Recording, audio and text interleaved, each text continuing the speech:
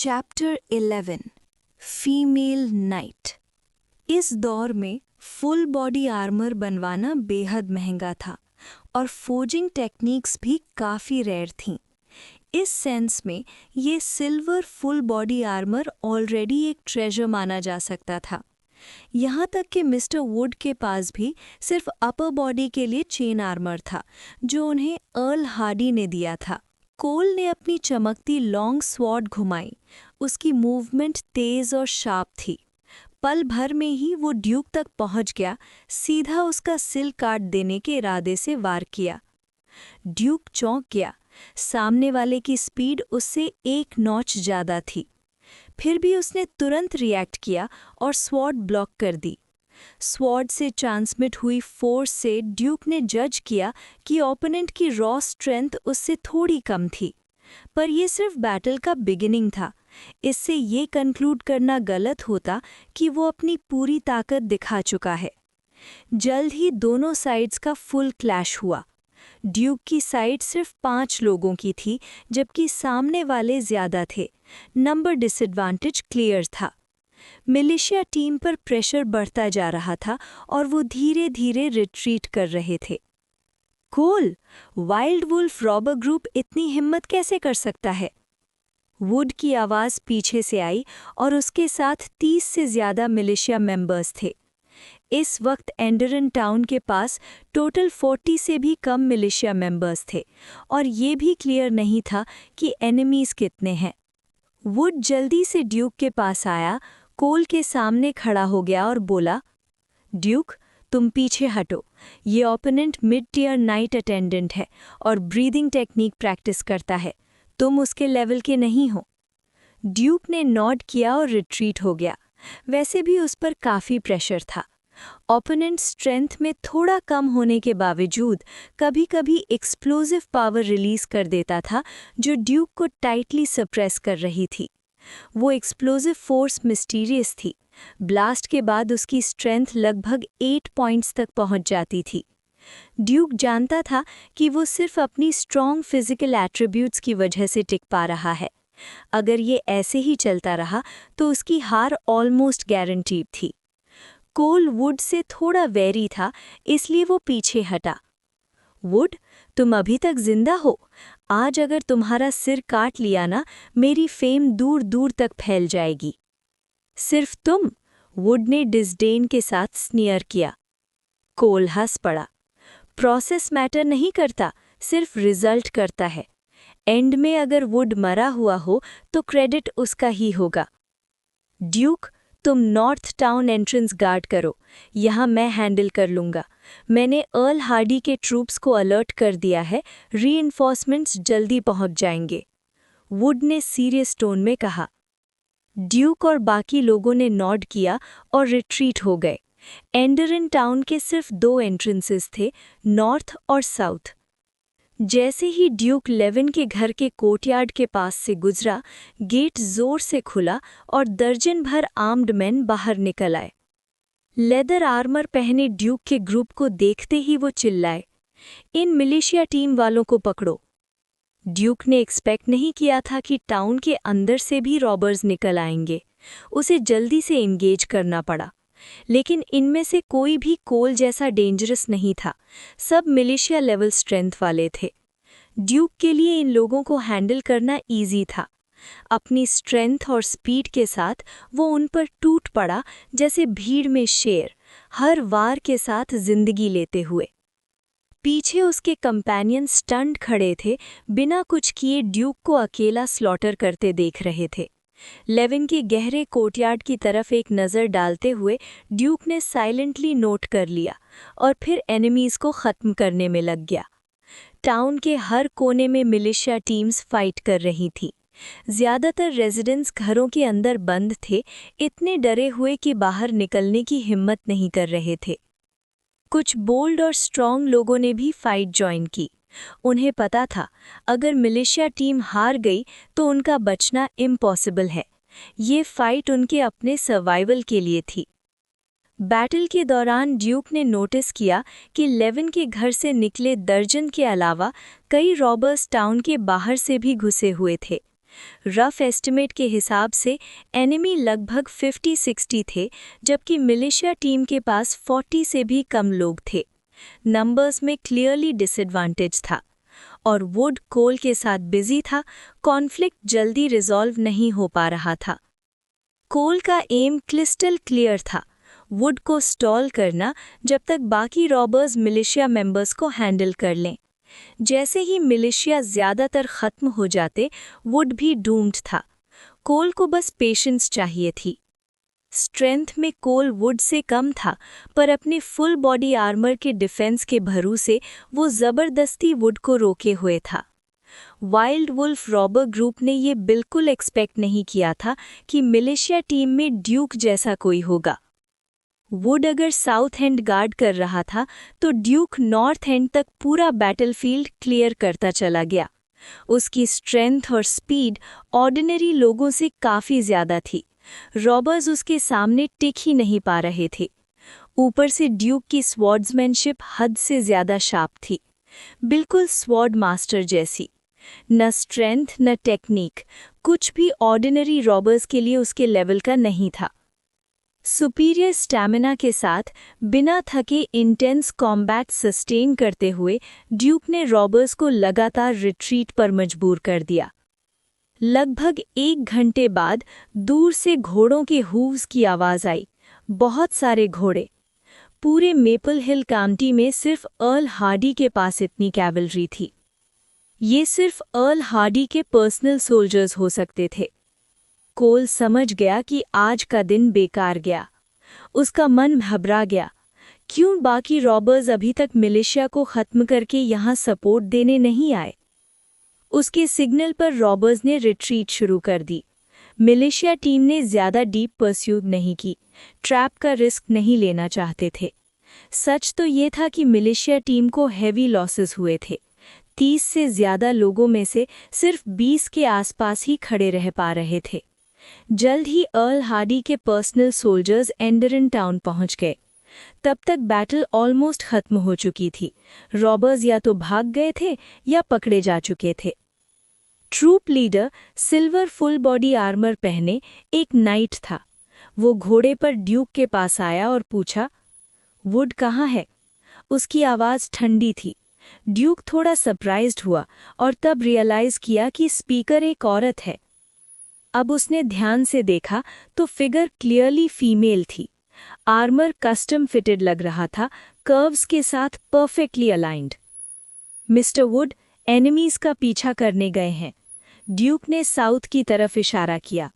Female night ने Nord किया, कुछ नहीं कहा, बस हाथ वेव किया और कैवलरी को साउथ की तरफ चार्ज करने का सिग्नल दे दिया। रॉबर्स जो सिर्फ पैरों पर भाग रहे थे, कैवलरी से बच पाना इम्पॉसिबल था। ड्यूक ने जाते हुए कैवलरी को देखा, धूल का बड़ा सा क्लाउड उठता हुआ, और उसे थोड़ी सी एनवी महसूस हुई। तब तक सनराइज हो चुका था, सूरज बस निकल ही रहा था और आसमान अभी भी मर्की था। ड्यूक ने गहरी सांस ली। अंदर और बाहर दोनों तरफ एक रिफ्रेशिंग फीलिंग थी। उसे बैटल का पूरा प्रोसेस पसंद आया। एड्रेनलिन रश के दौरान उसे थकान बिल्कुल महसूस नहीं हुई। सिर्फ रुकने के बाद ही उसे रियलाइज हुआ कि वो अपनी लिमिट के काफ़ी करीब पहुंच चुका था। Chapter 12 executing Levin. Earl Hardy के पर्सनल सोल्जर यूनिट के पहुंचते ही वाइल्ड वुल्फ रॉबर ग्रुप के कारण मचा हंगामा जल्द ही शांत हो गया। जो भी रॉबर्स भाग निकलने में कामयाब हुए थे, कोल समेत, उन सबको कैवलरी ने पकड़ लिया। उसके बाद उन पर सख्त इंटेरोगेशन हुआ। लेविन के घरवालों को भी गिरफ्तार कर लिया गया। इसका रीज़न ड्यूक का बयान था। उसने खुद देखा था कि वाइल्ड वुल्फ रॉबर ग्रुप के कुछ लोग लेविन के घर से निकल रहे थे। इंटेरोगेशन के दौरान सच बाहर आया। मिलिशिया टीम ज्वाइन ना कर पाने के बाद लेविन अपने पिता के साथ बिजनेस में लग गया था। इसी दौरान उसका contact wild wolf robber group से हो गया, जो अपने फ़ायदे के लिए मौका ढूंढ रहे थे। उस दिन ड्यूक के हाथों बुरी तरह पिटने के बाद लेविन के दिल में ड्यूक के लिए गहरी नफरत जम चुकी थी। लेकिन ड्यूक मिलिटिया टीम का हिस्सा था, इसलिए लेविन सीधा उससे टकरा नहीं सकता था। इस नफरत ने धीरे धीरे पूरी मिलिटिया टीम के खिलाफ रिजेंटमेंट का रूप ले लिया।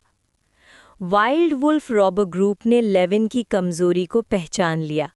धमकी और लालच दोनों का इस्तेमाल करके उन्होंने लेविन को अपनी साजिश में शामिल कर लिया। प्लान सिंपल था।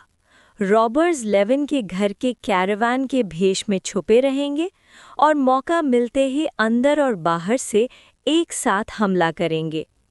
जब तक लेविन के पिता को इस बात का पता चला, तब तक बहुत देर हो चुकी थी। उसके पास साथ देने के अलावा कोई रास्ता नहीं बचा। आखिरकार वाइल्ड वुल्फ रॉबर ग्रुप हार गया। इंटेरोगेशन के दौरान लेविन का पूरा परिवार भी इस साजिश में फंस गया।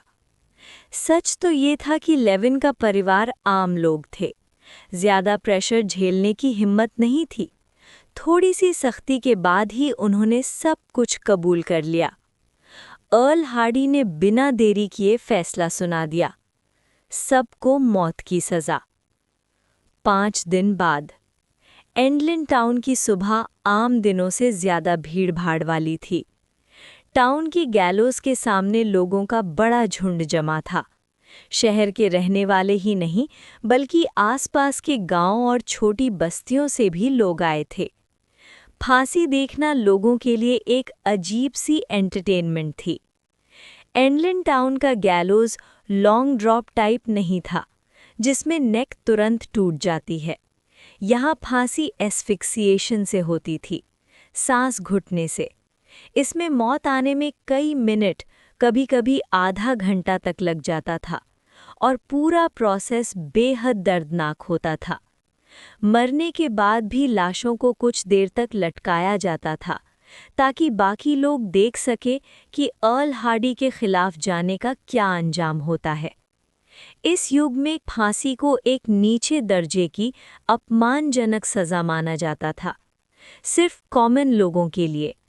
नोबल्स को मौत की सजा मिलती तो उनका सिर कलम किया जाता।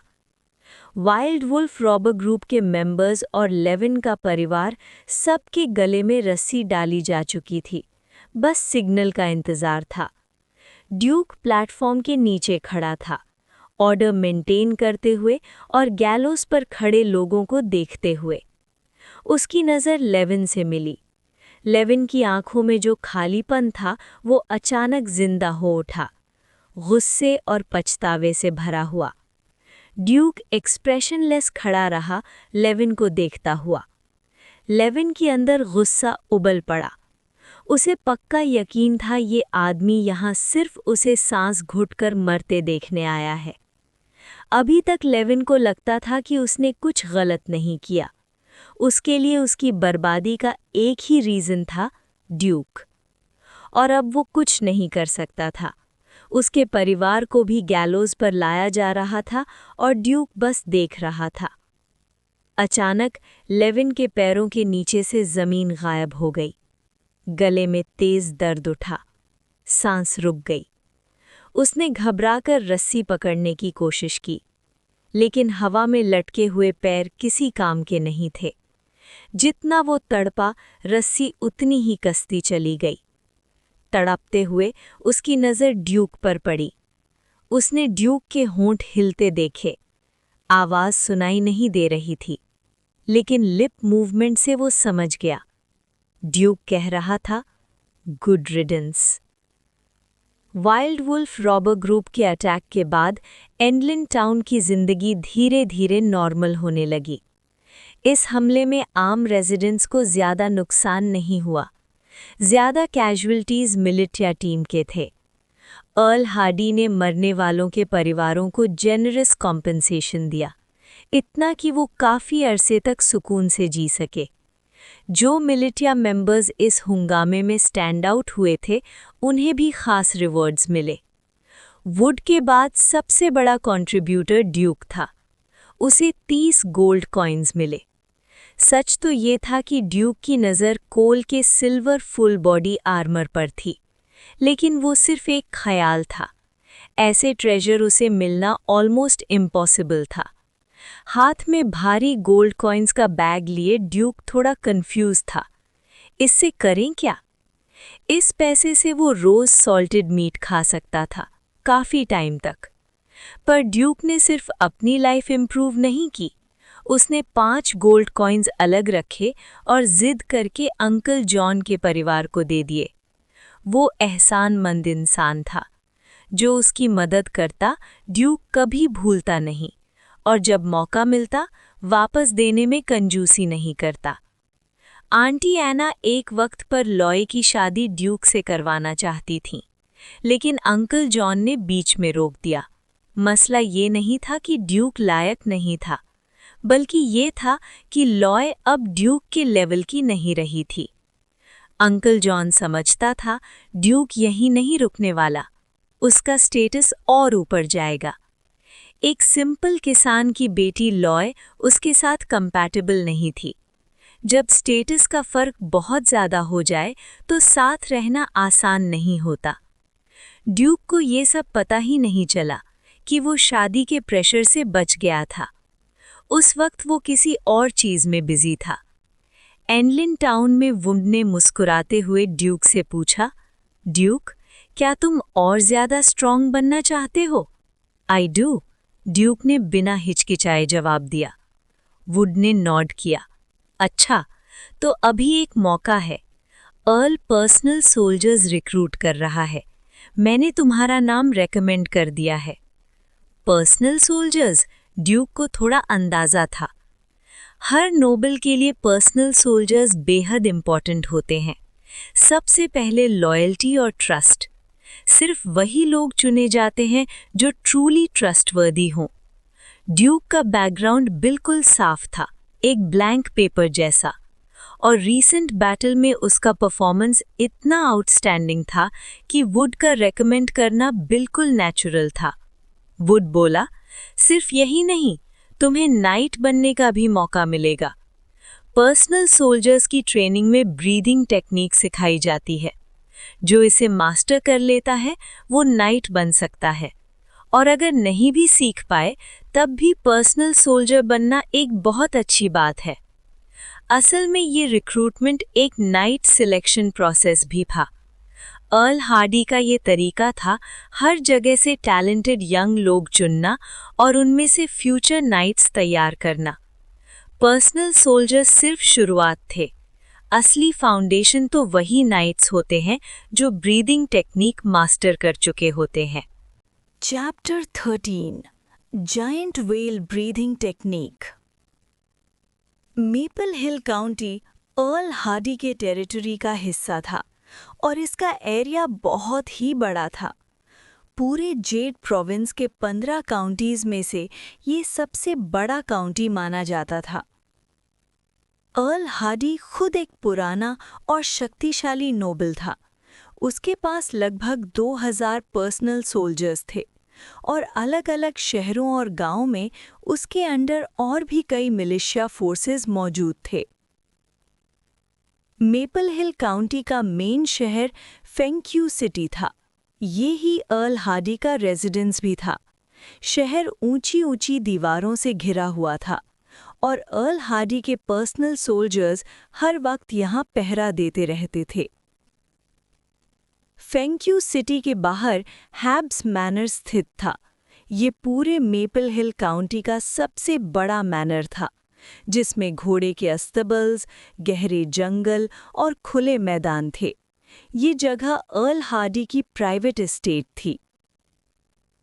मैनर के उत्तर दिशा में मूनलाइट फॉरेस्ट फैला हुआ था, दूर तक दिखने वाला रहस्यमयी और गहरा जंगल।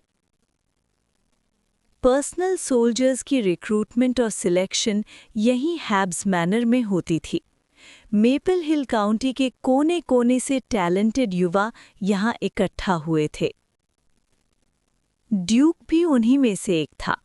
वो मैनर के अंदर एक खुली ग्रास फील्ड पर खड़ा था और आसपास देखता हुआ अंदाज़ा लगा रहा था। लगभग 200 लोग इस सिलेक्शन में शामिल हुए थे। भीड़ के आगे एक ऊंचा प्लेटफॉर्म बना था। उस प्लेटफॉर्म पर एक औरत पूरी फुल आर्मर में खड़ी थी। जैसे ही वो आई, सब लोग शांत हो गए। ड्यूक ने उसे तुरंत पहचान लिया। ये वही फीमेल नाइट थी जिसे उसे रात में एंडरन टाउन के बाद देखा था। बाद में वुड से पूछने पर ड्यूक को पता चला था ये औरत कोई और नहीं बल्कि अर्ल हार्डी की सबसे छोटी बेटी थी। उसका नाम था विवियन। विवियन का नाम पूरे जेड प्रोविंस में मशहूर था, सिर्फ उसकी खूबसूरती की वजह से नहीं बल्कि उसकी शक्ति की वजह से। अर्ल हार्डी के कमांड के नीचे कुल 5 ऑफिशियल नाइट लेवल के पावर हाउसेस थे और विवियन उनमें से एक थी, जबकि उसकी उम्र सिर्फ 16 साल थी। खूबसूरत, शक्तिशाली और अर्ल हार्डी की सबसे पसंदीदा बेटी, ऐसी लड़की का मशहूर होना लाजमी ही था। विवियन ने ठंडी और सख्त आवाज में कहा, अगले 1 महीने तक मैं तुम सबको ब्रीदिंग टेक्निक सिखाऊंगी। जो लोग इस टेक्निक को मास्टर कर लेंगे वो नाइटिंगेल टीम में शामिल होंगे, सीधे मेरे अंडर। ब्रीदिंग टेक्निक सिर्फ ट्रेनिंग का एक हिस्सा था, लेकिन जो इसे सीख लेता उसे 1 महीने बाद होने वाले पर्सनल सोल्जर्स असेसमेंट में बैठने की ज़रूरत नहीं होती। वो सीधे विवियन की यूनिट में रिक्रूट हो जाता। नाइटिंगेल टीम अर्ल हार्डी के अंडर एक ट्रम्प कार्ड थी। सिर्फ ब्रीदिंग टेक्निक मास्टर करने वाले लोगों से बनी हुई थी। इस टीम में लगभग 150 मेंबर्स थे। विवियन ने आगे कहा, नाइट का रैंक 2 स्टेजेस में होता है, नाइट अटेंडेंट और ऑफिशियल नाइट। अब मैं तुम्हें जायंट व्हेल ब्रीदिंग टेक्निक सिखाऊंगी। इस टेक्निक को मास्टर करना मतलब लोअर टियर नाइट अटेंडेंट बनना। फिर उसने नाइट ट्रेनिंग का बेसिक ज्ञान समझाया। नाइट अटेंडेंट स्टेज को भी 3 हिस्सों में बांटा जाता था, लोअर टियर, मिडिल टियर और हायर टियर। इसके बाद आता था ऑफिशियल नाइट। नाइट्स के ऊपर होते हैं ग्रेट नाइट्स, लेकिन वो ज़्यादातर लोगों के लिए सिर्फ एक कहानी जैसा था। पूरे वेरा किंगडम में भी गिनती के ही ग्रेट नाइट्स मौजूद थे। विवियन ने बताया, जायंट व्हेल ब्रीदिंग टेक्निक के टोटल 9 लेयर्स होते हैं। 9वीं लेयर तक पहुंचने पर ग्रेट नाइट के थ्रेशोल्ड को छूने का मौका मिलता है, लेकिन अभी ये तुम लोगों के लिए बहुत दूर की बात है। ब्रीदिंग टेक्निक कल्टीवेट करने से पहले तुम्हें पायल स्किल मास्टर करनी होगी। सब लोग ध्यान से सुन रहे थे। ऐसी ट्रेनिंग का मौका जिंदगी में शायद एक ही बार मिलता है। जायंट व्हेल ब्रीदिंग टेक्निक का फाउंडेशन ही पायल स्किल थी। इसमें 12 सेट्स ऑफ मूवमेंट्स थे और हर मूवमेंट के साथ एक स्पेसिफिक ब्रीदिंग मेथड था। अगर कोई इन 12 मूवमेंट्स को सही तरह से प्रैक्टिस करके लाइफ सीड कंडेंस कर लेता तो वो पहली लेयर कंप्लीट कर लेता, यानी entry level. Life seed condense होने के बाद ब्रीदिंग टेक्निक को आगे बढ़ाने से फाइटिंग स्पिरिट पैदा होती है। फाइटिंग स्पिरिट ही वो चीज़ थी जो नाइट्स को आम लोगों से अलग करती थी। इससे आदमी की ताकत कई गुना बढ़ जाती थी। फाइटिंग स्पिरिट को बॉडी के किसी भी हिस्से में सर्कुलेट करके उस जगह की डिफेंस और अटैक दोनों एनहांस की जा सकती थी। विवियन ने बिना ज़्यादा एक्सप्लेनेशन दिए एक डेमोन्स्ट्रेशन दिया। उसने नंगे हाथ एक लॉन्ग स्वॉर्ड को पकड़ा और उसे मोड़कर एक ट्विस्ट बना दिया। उसका हाथ बिल्कुल भी घायल नहीं हुआ। उसने फाइटिंग स्पिरिट को अपनी पाम में सर्कुलेट किया था, जिससे उसका हाथ लोहे जैसा सख्त हो गया। ये देखकर ड्यूक को पहली बार अंदाज़ा हुआ कि थ्योरेटिकली एक आम आदमी नाइट को हरा ही नहीं सकता, चाहे वो सिर्फ नाइट अटेंडेंट ही क्यों ना हो। अब तुम लोग ऑफिशियली पायल स्किल ट्रेनिंग शुरू करोगे, विवियन ने कहा। उसने पूरे वक्त एक मोटा हेलमेट पहना हुआ था, जिससे उसका चेहरा दिखता नहीं था। कहा जाता था कि विवियन का silver white full armour special starlight ore से बना था, जिसका टोटल वजन 200 पाउंड के करीब था। वो इस आर्मर को लगातार पहनती थी, अपने शरीर को टेम्पर करने के लिए, सिर्फ और ज्यादा शक्ति पाने के लिए। दूसरी नोबल लेडीज से बिल्कुल अलग विवियन एक ऐसी औरत थी जो सिर्फ स्ट्रेंथ को प्रायोरिटी देती थी और किसी भी मुश्किल से पीछे नहीं हटती थी। 200 लोगों को अकेली विवियन गाइड नहीं कर सकती थी, इसलिए नाइटिंगेल्स टीम के मेंबर्स को गाइडेंस का काम सौंप दिया गया।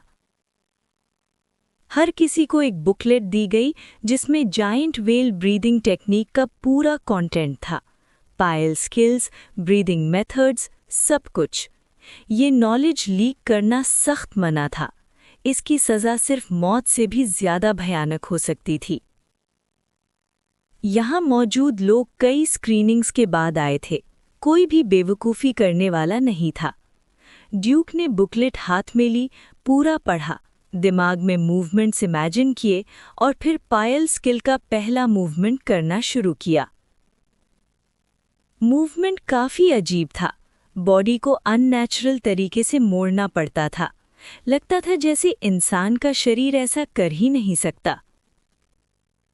लेकिन ड्यूक के फिजिकल एट्रीब्यूट्स काफ़ी अच्छे थे और बॉडी कंट्रोल भी स्ट्रॉन्ग था। वो लगभग 80% एक्यूरेसी के साथ मूवमेंट कर पाया। पास ही खड़ा एक नाइटिंगेल मेंबर ये देखकर चौंक गया। इतनी जल्दी कोई सही फॉर्म तक पहुंच जाए, ये रेयर था। राइट आर्म को थोड़ा और नीचे करो, हाँ, और लेफ्ट काफ के मसल्स को टाइट रखो। उसने तुरंत ड्यूक को गाइड करना शुरू किया। ड्यूक ने तुरंत करेक्शन की। जैसे ही पोस्चर सही हुआ, उसके पूरे शरीर में टियरिंग पेन फैल गया। पहलों ही मसल्स अनकंफर्टेबल थे, लेकिन सही फॉर्म में आते ही दर्द और तेज हो गया। गाइड करने वाले का नाम जॉर्ज था, नाइटिंगेल टीम का एक प्लेटून लीडर और एक higher tier knight attendant. George ने कहा, एंड्योर करो, पायल स्किल का मतलब ही यही है, सहन कर आगे बढ़ना। अब ब्रीदिंग टेक्निक के मुताबिक सांस को कंट्रोल करो। ड्यूक ने दर्द बर्दाश्त किया और ब्रीदिंग पैटर्न एडजस्ट करना शुरू किया। इस हालत में सही ब्रीदिंग मेंटेन करना बहुत मुश्किल था, लेकिन इफेक्ट तुरंत दिखने लगा। उसके बॉडी के मेन मसल ग्रुप्स गर्म होने लगे और एक वार्म करंट उसके शरीर में बहने लगा। जायंट व्हेल ब्रीदिंग टेक्निक के रिकॉर्ड के मुताबिक यही पायल स्किल के पहले मूवमेंट का एंट्री स्टेट था। अगर कोई 12 के 12 मूवमेंट्स कंप्लीट कर लेता तो लाइफ सीड कंडेंस करने की उम्मीद थी और फिर असली रास्ते पर कदम पड़ता। अब ड्यूक का गोल सिंपल था, जितना ज्यादा समय तक ट्रेनिंग जारी रख सके उतना बेहतर रिजल्ट मिलेगा। Chapter 14 breathing technique introduction. ऊंचे प्लेटफॉर्म पर खड़ी नीचे का सीन देख रही थी। एक ही नज़र में उसे सब कुछ क्लियरली समझ आ गया। उसकी नज़र जल्दी ही ड्यूक पर रुक गई। इतनी जल्दी पायल स्किल का पहला मूव मास्टर कर लेना, ये बात उसके लिए भी थोड़ी सरप्राइजिंग थी। ड्यूक को लगातार प्रैक्टिस करते देख विवियन प्लेटफॉर्म से नीचे उतरी और उसकी तरफ चल दी। उस वक्त ड्यूक पूरी तरह अपनी सांसों पर फोकस किए हुए था। वो बस इस स्टेट को थोड़ी और देर तक होल्ड करना चाहता था, इसलिए उसे ये तक पता नहीं चला कि विवियन पास आ चुकी है। हर सेकंड उसके लिए बहुत लंबा लग रहा था। आखिर जब वो और बर्दाश्त नहीं कर पाया तो सीधा जमीन पर गिर पड़ा, पूरी तरह थक चुका था। तब जाकर उसे एहसास हुआ कि उसका पूरा शरीर पसीने से भीग चुका था, कपड़े तक टपक रहे थे। उसने सिर घुमाया और देखा विवियन पूरी फुल आर्मर में वहीं खड़ी थी। ड्यूक तुरंत खड़ा हो गया और बोला, सॉरी मिस विवियन, आपको हंसने का मौका दे दिया। हैवी आर्मर के अंदर से विवियन की ठंडी आवाज आई। पहली बार के लिए 1 मिनट तक टिक पाना ही काफी इम्प्रेसिव है। ड्यूक अभी भी हाँफ रहा था। ये सुनकर उसके दिमाग में कुछ ख्याल आए, लेकिन बोलने की हिम्मत नहीं हुई। बस चुपचाप माथे से पसीना पोंछने लगा। उसे बिल्कुल उम्मीद नहीं थी कि पाइल स्किल इतनी ज्यादा एग्जॉस्टिंग होगी। ये तो किसी बड़ी लड़ाई से भी ज्यादा थका देने वाली थी। विवियन ने जाते जाते कहा, जॉर्ज, इसे और ध्यान से गाइड करना। ये सुनकर आसपास के लोग ड्यूक को नए नज़रिए से देखने लगे। कुछ लोगों की आंखों में साफ एनवी थी। लगभग 200 लोग यहाँ ब्रीदिंग टेक्निक प्रैक्टिस कर रहे थे और नाइटिंगेल टीम के सिर्फ 20 मेंबर्स थे। मिस विवियन का ड्यूक के लिए स्पेशली किसी को असाइन करना क्लियरली दिखाता था कि वो उसमें पोटेंशियल देख रही थी। थोड़ा रेस्ट करने के बाद ड्यूक ने पाइल स्किल का सेकंड मूव प्रैक्टिस करना शुरू किया। अब जब जॉर्ज साइड में था, ड्यूक जानता था ये मौका हाथ से जाने नहीं देना। उसे जितनी जल्दी हो सके 12 के 12 पाइल स्किल मूव्स मास्टर करने थे। जैसे ही जायंट व्हेल ब्रीदिंग टेक्निक उसके स्किल ट्री पर अपीयर होगी, वो उसे सीधा टॉप लेवल तक ग्राइंड कर सकता था। दिन के एंड तक ड्यूक सिर्फ पहले 4 मूव्स ही मास्टर कर पाया। उसकी हालत ऐसी थी कि उंगली उठाना भी मुश्किल लग रहा था। फिर भी उसकी प्रोग्रेस बहुत तेज थी। ज्यादातर लोग पहला मूव तक भी मास्टर नहीं कर पाए थे। सिर्फ कुछ ही लोग 1 या 2 मूव्स सीख पाए थे। ट्रेनिंग चाहे कितनी भी टफ हो, मैनर में रहने का ट्रीटमेंट लाजवाब था। इस पीरियड के दौरान ड्यूक और बाकी सब मैनर में ही रह रहे थे। बेड्स के मैट्रेसेस गूज और डक के फेदर्स से भरे हुए थे, इतने सॉफ्ट कि आम लोगों ने कभी सोचा भी नहीं होता। ये सुविधा सिर्फ नोबल्स को मिलती थी। कॉमन लोग ज्यादा से ज्यादा सूखी घास पर ही सोते थे। ड्यूक के रूम में टोटल 6 लोग थे, सब पर्सनल सोल्जर सिलेक्शन के कैंडिडेट्स। उन्होंने एक दूसरे का नाम और बैकग्राउंड जान लिया। इस ग्रुप में कॉमनर्स भी थे, नोबल्स भी, और एक ऐसा भी था जो कभी स्लेव हुआ करता था। उसका नाम ह्यूइन था। वो दिखने में कुछ खास नहीं लगता था, कद में छोटा, लेकिन बॉडी काफी सॉलिड थी। बाहें और पीठ मस्कुलर थी। ड्यूक ने उस पर थोड़ा ज्यादा ध्यान दिया। इस युग में किसी स्लेव का कॉमनर बनना ही लगभग नामुमकिन था, और यहाँ तक पहुँचना तो और भी मुश्किल। ये बात ही काफ़ी थी ये बताने के लिए कि ह्यूइन कोई नॉर्मल आदमी नहीं था। ज्यादा बातें नहीं हुई। सब इतने थके हुए थे कि थोड़ी ही देर में कमरा खर्राटों से भर गया। ड्यूक थोड़ा फिजिकली ज्यादा स्ट्रांग होने की वजह से बाकियों से पहले रिकवर हो गया। सुबह होने से पहले ही उसकी नींद खुल गई। वो चुपचाप रूम से बाहर निकला और दोबारा पाइल स्किल प्रैक्टिस करने लगा। उसने पहले मूव से शुरू किया, कल जो सीखा था उसे रिपीट करते हुए। अभी तक giant whale breathing technique skill tree पर कंप्लीटली सॉलिडिफाई नहीं हुई थी, इसलिए बार बार प्रैक्टिस जरूरी थी। थोड़ी देर बाद पीछे का दरवाज़ा खुला और ह्यूइन बाहर आया। ह्यूइन ने ड्यूक को प्रैक्टिस करते देखा और क्लियरली सरप्राइज हो गया। उसे लगा नहीं था कि कोई उससे भी ज्यादा मेहनती होगा। कल 2 मूव्स मास्टर कर चुका ह्यूइन भी साइड में खड़े होकर प्रैक्टिस करने लगा। दोनों ही बिल्कुल सीरियस थे। मैनर के ज्यादा लोग उठ जाने तक दोनों लगातार प्रैक्टिस करते रहे, तब जाकर रुके। ड्यूक को क्लियरली महसूस हो रहा था कि आज पाइल स्किल प्रैक्टिस करना कल से ज्यादा आसान था। उसके मसल्स ज्यादा फ्लेक्सिबल लग रहे थे। एट्रीब्यूट पैनल में कोई डायरेक्ट इम्प्रूवमेंट नहीं दिख रही थी, लेकिन बॉडी पहले से ज्यादा कंफर्टेबल लग रही थी। मैनर का ब्रेकफास्ट भी कमाल का था। दिन के 3 मील्स और खाने की कोई लिमिट नहीं। बीफ, मटन, ब्रेड और खट्टे पिकल्स भर भर के मिल रहे थे। ज्यादातर लोग कॉमनर्स थे, जिन्होंने ऐसी जिंदगी पहली बार देखी थी। सब दिल खोलकर खा रहे थे, बस पेट भर जाने की खुशी महसूस कर रहे थे। काफ़ी नोबल्स भी वैसे ही खा रहे थे। कई नोबल्स के पास सिर्फ टाइटल होता था, जिंदगी कॉमनर्स से ज़्यादा अच्छी नहीं होती थी। ब्रेकफास्ट के बाद ट्रेनिंग फिर से शुरू हुई। मैनर के शेड्यूल के मुताबिक पहले 7 दिन सिर्फ ब्रीदिंग टेक्निक ट्रेनिंग होनी थी, बाकी ट्रेनिंग बाद में अरेंज होती। जॉर्ज अब भी सिर्फ ड्यूक को गाइड कर रहा था, उसे किसी और पर ध्यान देने की ज़रूरत ही नहीं थी। ड्यूक की मेहनत और लगन के साथ जॉर्ज की गाइडेंस ने उसकी प्रोग्रेस और तेज़ कर दी। 3 दिन बाद ड्यूक के दिमाग के अंदर स्किल ट्री में एक नया चेंज हुआ। एक नई ब्रांच निकली और उस पर एक छोटा सा हरा बड उभर आया।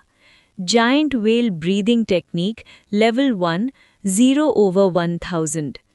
3 दिन की लगातार ट्रेनिंग के बाद ड्यूक ने पायल स्किल के सारे 12 मूव्स मास्टर कर लिए थे। जैसे ही 12वां मूव कंप्लीट हुआ, जायंट व्हेल ब्रीदिंग टेक्निक भी स्किल ट्री पर फुली सॉलिडिफाई हो गई। उसी वक्त ड्यूक के पेट के पास एक गर्म सा करंट महसूस हुआ। वहीं पर एक लाइफ सीड कंडेंस हो रही थी। दोबारा ब्रीदिंग टेक्निक प्रैक्टिस करने पर लगभग 1 घंटे बाद उसके एब्डोमेन में फाइटिंग स्पिरिट की एक हल्की सी धार उभरी। उसके कंट्रोल में ये फाइटिंग स्पिरिट पूरे शरीर में घूम सकती थी, बिल्कुल फ्रीली, जहाँ चाहे वहाँ। अभी ये सिर्फ एक बूंद जैसी थी, ज्यादा काम की नहीं, लेकिन जब ये जमकर काफी हो जाएगी तब यही असली लड़ाई में काम आएगी। जायंट व्हेल ब्रीदिंग टेक्निक की प्रोफिशिएंसी देखकर ड्यूक थोड़ा हैरान था। पूरा एक सेट कंप्लीट करने पर भी थोड़ा सा इंक्रीज होता था और एक सेशन में 1 घंटा लगता था। इस हिसाब से अगर वो रोज 10 घंटे भी प्रैक्टिस करे तो लेवल 2 तक पहुंचने में 100 दिन लग जाएंगे। और सच तो ये था, रोज 10 घंटे प्रैक्टिस करना पॉसिबल ही नहीं था। अभी के शरीर के लिए 5 या 6 घंटे ही लिमिट थी। आगे चलकर शायद ज्यादा टाइम बर्दाश्त हो जाए, लेकिन फिर भी प्रोग्रेस स्लो ही रहने वाली थी। नाइट ट्रेनिंग एप्टीट्यूड पर डिपेंड करती थी। ज़्यादातर लोग लाइफ सीड कंडेंस करने का स्टेज ही पार नहीं कर पाते थे। जो कर लेते थे उनमें से भी कई लोग जिंदगी भर लो टियर नाइट अटेंडेंट ही बने रहते थे। जायंट व्हेल ब्रीदिंग टेक्निक का तीसरा level mid tier knight attendant का थ्रेशोल्ड था। 5वां level high tier knight attendant और 7वां लेवल ऑफिशियल नाइट। यह सोचकर ड्यूक ने रियलाइज किया, टेक्निक के टोटल 9 लेवल्स थे। अगर लेवल 1 पहला लेवल है, लेवल 2 दूसरा, तो उसकी स्पीड सच में स्लो थी। अच्छी एप्टीट्यूड वाले लोग सिर्फ 1 महीने में पहले लेवल से दूसरे लेवल तक पहुंच जाते थे। अगर उसके पास स्किल ट्री ना होता तो शायद इस जिंदगी में लेवल 2 तक पहुंचना भी मुश्किल होता। इसी वजह से ड्यूक को पूरी तरह एहसास हुआ कि स्किल ट्री ही उसकी सबसे बड़ी ताकत थी। Chapter 15 magical beast meat. Habs manor के अंदर विवियन अपने एक्सक्लूसिव ट्रेनिंग ग्राउंड में मौजूद थी। हमेशा की तरह वो पूरी फुल आर्मर पहने हुए थी और हाथ में एक मैसिव लॉन्ग एक्स पकड़े ट्रेनिंग कर रही थी। ये लॉन्ग एक्स लगभग 1.8 मीटर लंबा था और उसका एक्स हेड इतना बड़ा था कि विवियन के छोटे से फ्रेम के साथ एक ज़बरदस्त कॉन्ट्रास्ट बना रहा था। बहुत कम लोग जानते थे कि यही विवियन का सबसे ज़्यादा इस्तेमाल होने वाला वेपन था और इसका वज़न था पूरे 300 पाउंड। पहले विवियन अक्सर नाइटिंगेल टीम के मेंबर्स के साथ स्पारिंग करती थी, लेकिन अब कोई भी उसके साथ स्पार कर पाने लायक नहीं रहा था। नाइट लेवल के लोग भी उसकी तूफानी और लगातार अटैक्स को झेल नहीं पाते थे, इसलिए स्पारिंग का कोई खास मतलब ही नहीं रह गया था। विवियन के पहने हुए आर्मर और उसके हाथ का जाइंट एक्स दोनों सिर्फ एक ही चीज़ के लिए थे, खुद को टेम्पर करना, अपनी लिमिट्स तोड़ना और ग्रेट नाइट के रेल्म तक पहुंचने का मौका पकड़ना। रोज़ की ट्रेनिंग के दौरान आसपास कुछ सर्वेंट्स और पर्सनल सोल्जर्स खड़े रहते थे। ट्रेनिंग खत्म करने के बाद विवियन ने दूर खड़े जॉर्ज पर एक नज़र डाली और कैजुअली पूछा, कैसा चल रहा है? जॉर्ज ने तुरंत झुककर जवाब दिया, ड्यूक ने लाइफ सीड सक्सेसफुली कंडेंस कर ली है, वो काफ़ी प्रॉमिसिंग टैलेंट लगता है। 3 दिन, विवियन ने धीरे से कहा, सच में थोड़ी एप्टीट्यूड तो दिख रही है। अब ये देखना होगा कि क्या वो 1 महीने के अंदर सेकंड लेयर तक पहुंच पाता है या नहीं। अगर ब्रेक थ्रू कर लिया तो ऑफिशियल नाइट बनने की पोटेंशियल होगी, अगर नहीं। विवियन ने बात पूरी नहीं की, उसने बस जाइंट एक्स को साइड में रख दिया। तुरंत ही कुछ सर्वेंट्स आगे बढ़ी और एक्स की मेंटेनेंस में लग गए। जॉर्ज उसका मतलब समझ चुका था। अगर ड्यूक के पास ऑफिशियल नाइट बनने की पोटेंशियल हुई तो उस पे इन्वेस्ट करना वर्थ होगा। किसी भी नोबल के लिए एक ऑफिशियल नाइट एक बहुत ही कीमती कॉम्बैट पावर होता है, लेकिन अगर ड्यूक उस लेवल तक नहीं पहुंच पाया तो वो बस नाइटिंगेल टीम का एक और ऑर्डिनरी नाइट अटेंडेंट बनकर रह जाएगा। ऑफिशियल नाइट के बिना कोई क्वालिटेटिव लीप नहीं होता और वैल्यू भी काफ़ी लिमिटेड रहती है। ब्रीदिंग टेक्निक में एंटर करने के बाद ड्यूक मैनर में ट्रेनिंग जारी रखे हुए था। अब उसे ज़्यादा प्रेशर महसूस नहीं होता था। थियोरेटिकली वो गारंटीड एडमिशन स्टेज में आ चुका था। चाहे आगे ट्रेनिंग में उसका परफॉर्मेंस कैसा भी हो, नाइटिंगेल टीम में एंट्री ऑलमोस्ट पक्की थी। फिर भी ड्यूक ने बिल्कुल ढील नहीं दी। उसका ज़्यादातर time giant well breathing technique की प्रोफिशिएंसी ग्राइंड करने में जा रहा था। बेसिक स्वॉर्ड्समैनशिप को उसने फिलहाल साइड में रख दिया था। लेकिन कोई था जो उससे भी ज़्यादा मेहनती निकला। जैसे ड्यूक पहले करता था, एक सुबह वो जल्दी उठा, लेकिन जैसे ही उसने देखा ह्यूएन का बेड खाली था। ड्यूक बाहर निकला तो देखा ह्यूएन पहले से ही पाइल स्किल ट्रेनिंग में लगा हुआ था। उसके शरीर पर पसीना देखकर ही अंदाज़ा लग रहा था कि वो काफ़ी देर से प्रैक्टिस कर रहा था। ये बंदा तो हद से ज़्यादा खुद को पुश कर रहा है, ड्यूक ने सोचा। उसके पास तो स्किल ट्री का एडवांटेज था जो उसे ग्राइंड करने के लिए मोटिवेट करता था, लेकिन ह्यूएन बिना किसी चीट के सिर्फ अपनी विल पावर के दम कर। Chapter 15 magical beast meat. Habs manor के अंदर विवियन अपने एक्सक्लूसिव ट्रेनिंग ग्राउंड में मौजूद थी। हमेशा की तरह वो पूरी फुल आर्मर पहने हुए थी और हाथ में एक मैसिव लॉन्ग एक्स पकड़े ट्रेनिंग कर रही थी। ये लॉन्ग एक्स लगभग 1.8 मीटर लंबा था और उसका एक्स हेड इतना बड़ा था कि विवियन के छोटे से फ्रेम के साथ एक ज़बरदस्त कॉन्ट्रास्ट बना रहा था। बहुत कम लोग जानते थे कि यही विवियन का सबसे ज़्यादा इस्तेमाल होने वाला वेपन था और इसका वज़न था पूरे 300 पाउंड। पहले विवियन अक्सर नाइटिंगेल टीम के मेंबर्स के साथ स्पारिंग करती थी, लेकिन अब कोई भी उसके साथ स्पार कर पाने लायक नहीं रहा था। नाइट लेवल के लोग भी उसकी तूफानी और लगातार अटैक्स को झेल नहीं पाते थे, इसलिए स्पारिंग का कोई खास मतलब ही नहीं रह गया था। विवियन के पहने हुए आर्मर और उसके हाथ का जाइंट एक्स दोनों सिर्फ एक ही चीज़ के लिए थे, खुद को टेम्पर करना, अपनी लिमिट्स तोड़ना और ग्रेट नाइट के रेल्म तक पहुंचने का मौका पकड़ना। रोज़ की ट्रेनिंग के दौरान आसपास कुछ सर्वेंट्स और पर्सनल सोल्जर्स खड़े रहते थे। ट्रेनिंग खत्म करने के बाद विवियन ने दूर खड़े जॉर्ज पर एक नज़र डाली और कैजुअली पूछा, कैसा चल रहा है? जॉर्ज ने तुरंत झुककर जवाब दिया, ड्यूक ने लाइफ सीड सक्सेसफुली कंडेंस कर ली है, वो काफ़ी प्रॉमिसिंग टैलेंट लगता है। 3 दिन, विवियन ने धीरे से कहा। सच में थोड़ी एप्टीट्यूड तो दिख रही है, अब ये देखना होगा कि क्या वो 1 महीने के अंदर सेकंड लेयर तक पहुंच पाता है या नहीं। अगर ब्रेक थ्रू कर लिया तो ऑफिशियल नाइट बनने की पोटेंशियल होगी, अगर नहीं। विवियन ने बात पूरी नहीं की, उसने बस जाइंट एक्स को साइड में रख दिया।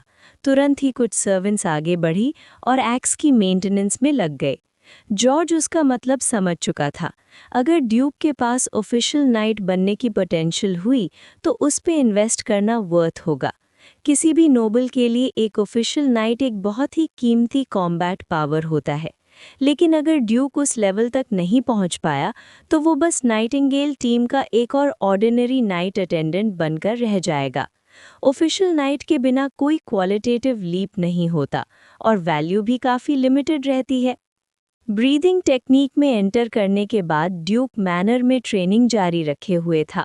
अब उसे ज़्यादा प्रेशर महसूस नहीं होता था। थियोरेटिकली वो गारंटीड एडमिशन स्टेज में आ चुका था। चाहे आगे ट्रेनिंग में उसका परफॉर्मेंस कैसा भी हो, नाइटिंगेल टीम में एंट्री ऑलमोस्ट पक्की थी। फिर भी ड्यूक ने बिल्कुल ढील नहीं दी। उसका ज़्यादातर time giant well breathing technique की प्रोफिशिएंसी ग्राइंड करने में जा रहा था। बेसिक स्वॉर्ड्समैनशिप को उसने फिलहाल साइड में रख दिया था। लेकिन कोई था जो उससे भी ज़्यादा मेहनती निकला। जैसे ड्यूक पहले करता था, एक सुबह वो जल्दी उठा, लेकिन जैसे ही उसने देखा ह्यूएन का बेड खाली था। ड्यूक बाहर निकला तो देखा ह्यूएन पहले से ही पायल स्किल ट्रेनिंग में लगा हुआ था। उसके शरीर पर पसीना देखकर ही अंदाज़ा लग रहा था कि वो काफ़ी देर से प्रैक्टिस कर रहा था। ये बंदा तो हद से ज़्यादा खुद को पुश कर रहा है, ड्यूक ने सोचा। उसके पास तो स्किल ट्री का एडवांटेज था जो उसे ग्राइंड करने के लिए मोटिवेट करता था, लेकिन ह्यूएन बिना किसी चीट के सिर्फ अपनी विल पावर के दम कर। तब ड्यूक को समझ आया, इसी वजह से ये बंदा स्लेव से कॉमनर बन पाया था। उसकी विल पावर और डिटर्मिनेशन आम लोगों से कहीं ज़्यादा थी। दोनों ने एक दूसरे को देखा बिना कुछ बोले और अपनी अपनी ट्रेनिंग में डूब गए। अब ट्रेनिंग का 5वां दिन था। ड्यूक अभी तक अकेला ही ऐसा था जो ब्रीदिंग टेक्निक में एंटर कर पाया था। उसके अलावा सबसे तेज़ प्रोग्रेस ह्यूएन की थी। वो पहले ही पायल स्किल के 5 सेट्स मास्टर कर चुका था। नॉर्मली ये प्रोग्रेस स्लो नहीं मानी जाती, लेकिन ड्यूक के कंपैरिजन में ये भी एवरेज लग रही थी। Giant whale breathing technique level 1 11/1000। पायल स्किल प्रैक्टिस करते हुए ड्यूक ने अपनी ब्रीदिंग टेक्निक की प्रोग्रेस चेक की। सिर्फ 11 प्रोफिशिएंसी पॉइंट्स। स्पीड वाकई बहुत स्लो थी। कलेक्टिव ट्रेनिंग के टाइम ड्यूक से रहा नहीं गया और उसने साइड में खड़े जॉर्ज से पूछ ही लिया, ब्रदर जॉर्ज, ब्रीदिंग टेक्निक की ट्रेनिंग स्पीड बढ़ाने का कोई तरीका है? अब तक जॉर्ज से काफ़ी फेमिलियरिटी हो चुकी थी, इसलिए ड्यूक ने कैजुअली पूछा। जॉर्ज ने बिना सोचे जवाब दिया, magical beast meat. Magical beast meat? Duke थोड़ा हैरान रह गया। उसे उम्मीद नहीं थी कि इतना सीधा और प्रैक्टिकल जवाब मिलेगा। जॉर्ज ने समझाया, मैजिकल बीस्ट्स नॉर्मल वाइल्ड या फियर्स बीस्ट से काफ़ी ज़्यादा पावरफुल होते हैं। उनका फिजिक बहुत रोबस्ट होता है और उनके मांस और खून में रिच ब्लड एसेंस होती है। जब नाइट्स ब्रीदिंग टेक्निक प्रैक्टिस करते वक्त मैजिकल बीस्ट मीट खाते हैं तो वो ब्लड एसेंस को एब्जॉर्ब कर पाते हैं, जिससे ब्रीदिंग टेक्निक की प्रोग्रेस काफ़ी तेज़ हो जाती है। फिर जॉर्ज ने टोन थोड़ी बदल ली, लेकिन मैजिकल बीस्ट मीट बहुत महंगा होता है। ऑर्डिनरी मैजिकल बीस्ट मीट भी 4-5 गोल्ड कॉइन्स पर पाउंड का होता है और मिलना भी आसान नहीं होता। 4 गोल्ड कॉइन्स पर पाउंड? ये सुनते ही ड्यूक को थोड़ा चक्कर सा आ गया। इतनी मेहनत के बाद भी उसके पास सिर्फ 30 से थोड़े ज़्यादा गोल्ड कॉइन्स थे। बस कुछ ही पाउंड्स खरीद पाता वो। ड्यूक ने ये बात याद रख ली। अभी मैनर में ट्रेनिंग चल रही थी, इसलिए मैजिकल बीस्ट मीट ढूंढना पॉसिबल नहीं था। उसने सोचा ट्रेनिंग खत्म होने के बाद इस बारे में सीरियसली सोचेगा। 7 दिन की ब्रीदिंग टेक्निक ट्रेनिंग जल्दी ही खत्म हो गई। अभी भी ड्यूक ही अकेला था जो ब्रीदिंग टेक्निक में एंटर कर पाया था। विवियन अब क्राउड के सामने दिखाई नहीं दी। उसे बस 1 महीने बाद आकर देखना था कि कौन-कौन ब्रीदिंग टेक्निक में एंटर कर पाया था। मैनर के विशाल पैस्चरेज पर कुछ शानदार घोड़े लाकर खड़े कर दिए गए। ये अगले कुछ दिन का सिलेबस था। Riding skills. इस युग में ज़्यादा लोगों को घोड़ा चलाना नहीं आता था। रोज़ की ज़िंदगी में उन्हें इसका मौका ही नहीं मिलता था। इतने सारे अच्छे घोड़े देखकर थाफी लोग काफ़ी एक्साइटेड हो गए। अर्ल हार्डी के सारे पर्सनल सोल्जर्स के पास घोड़े नहीं होते थे, लेकिन बेसिक राइडिंग आनी ज़रूरी थी ताकि ज़रूरत पड़ने पर काम आए। 200 लोग और सिर्फ 30 घोड़े, सबको लाइन में लगकर टर्न लेना पड़ा। जल्द ही ड्यूक का नंबर आया। घोड़े पर बैठते ही उसने राइडिंग इंस्ट्रक्टर की बात ध्यान से मानी। पहले धीरे चलना, फिर हल्का trout. Riding skill level 1 12/100। Skill tree पर राइडिंग स्किल की एक नई ब्रांच अपीयर हो गई। ड्यूक ने नोटिस किया कि राइडिंग स्किल की प्रोफिशिएंसी काफ़ी इजीली बढ़ रही थी। बस घोड़े पर चलना भी पॉइंट्स दे रहा था। और अगर घोड़ा दौड़ाया जाए तो और तेज़ बढ़ती, सिर्फ 2 चक्कर लगाने में ही। Riding skill level increased, agility plus 0.1। Riding skill level 2 5/20। ये देखकर ड्यूक ने सोचा, राइडिंग स्किल लेवल बढ़ाना आसान है, लेकिन एट्रीब्यूट पॉइंट्स का गेन काफ़ी कम है। इस स्किल से ज़्यादा एट्रीब्यूट पॉइंट्स मिलने की उम्मीद रखना बेकार है। बस यही होप है कि मैक्स लेवल पर शायद फ्री एट्रीब्यूट पॉइंट्स मिल जाएं, जो काफ़ी वैल्यूएबल हो सकते थे। ड्यूक को कोई जल्दी नहीं थी। जब राइडिंग इतनी ईजी है तो रोज़ का थोड़ा सा चक्कर लगा लेना ही काफ़ी होगा। सुबह राइडिंग ट्रेनिंग होती थी और दोपहर के बाद आर्चरी। ये ड्यूक का पहला एनकाउंटर था आर्चरी के साथ। उसके पहले कुछ तीर तो टारगेट को छूते तक नहीं। इस सीन में आसपास के लोगों को थोड़ा सुकून दिया। लगता है ड्यूक भी कोई सब कुछ आने वाला मॉन्स्टर नहीं है, तीर तो ठीक से चला नहीं पा रहा। उनमें से कई लोग पहले से आर्चरी जानते थे। भले परफेक्ट एम ना हो, लेकिन टारगेट मिस तो नहीं होता था। ड्यूक को लोगों की नज़र से कोई फर्क नहीं पड़ा। उसके पहले कुछ एरोज बस हाथ सेट करने के लिए थे। थोड़ी एडजस्टमेंट के बाद अपने स्ट्रॉन्ग बॉडी कंट्रोल का यूज़ करते हुए उसने अगला एरो सीधा टारगेट में घुसा दिया। Archery level 1 1/150। Chapter 16 training concludes.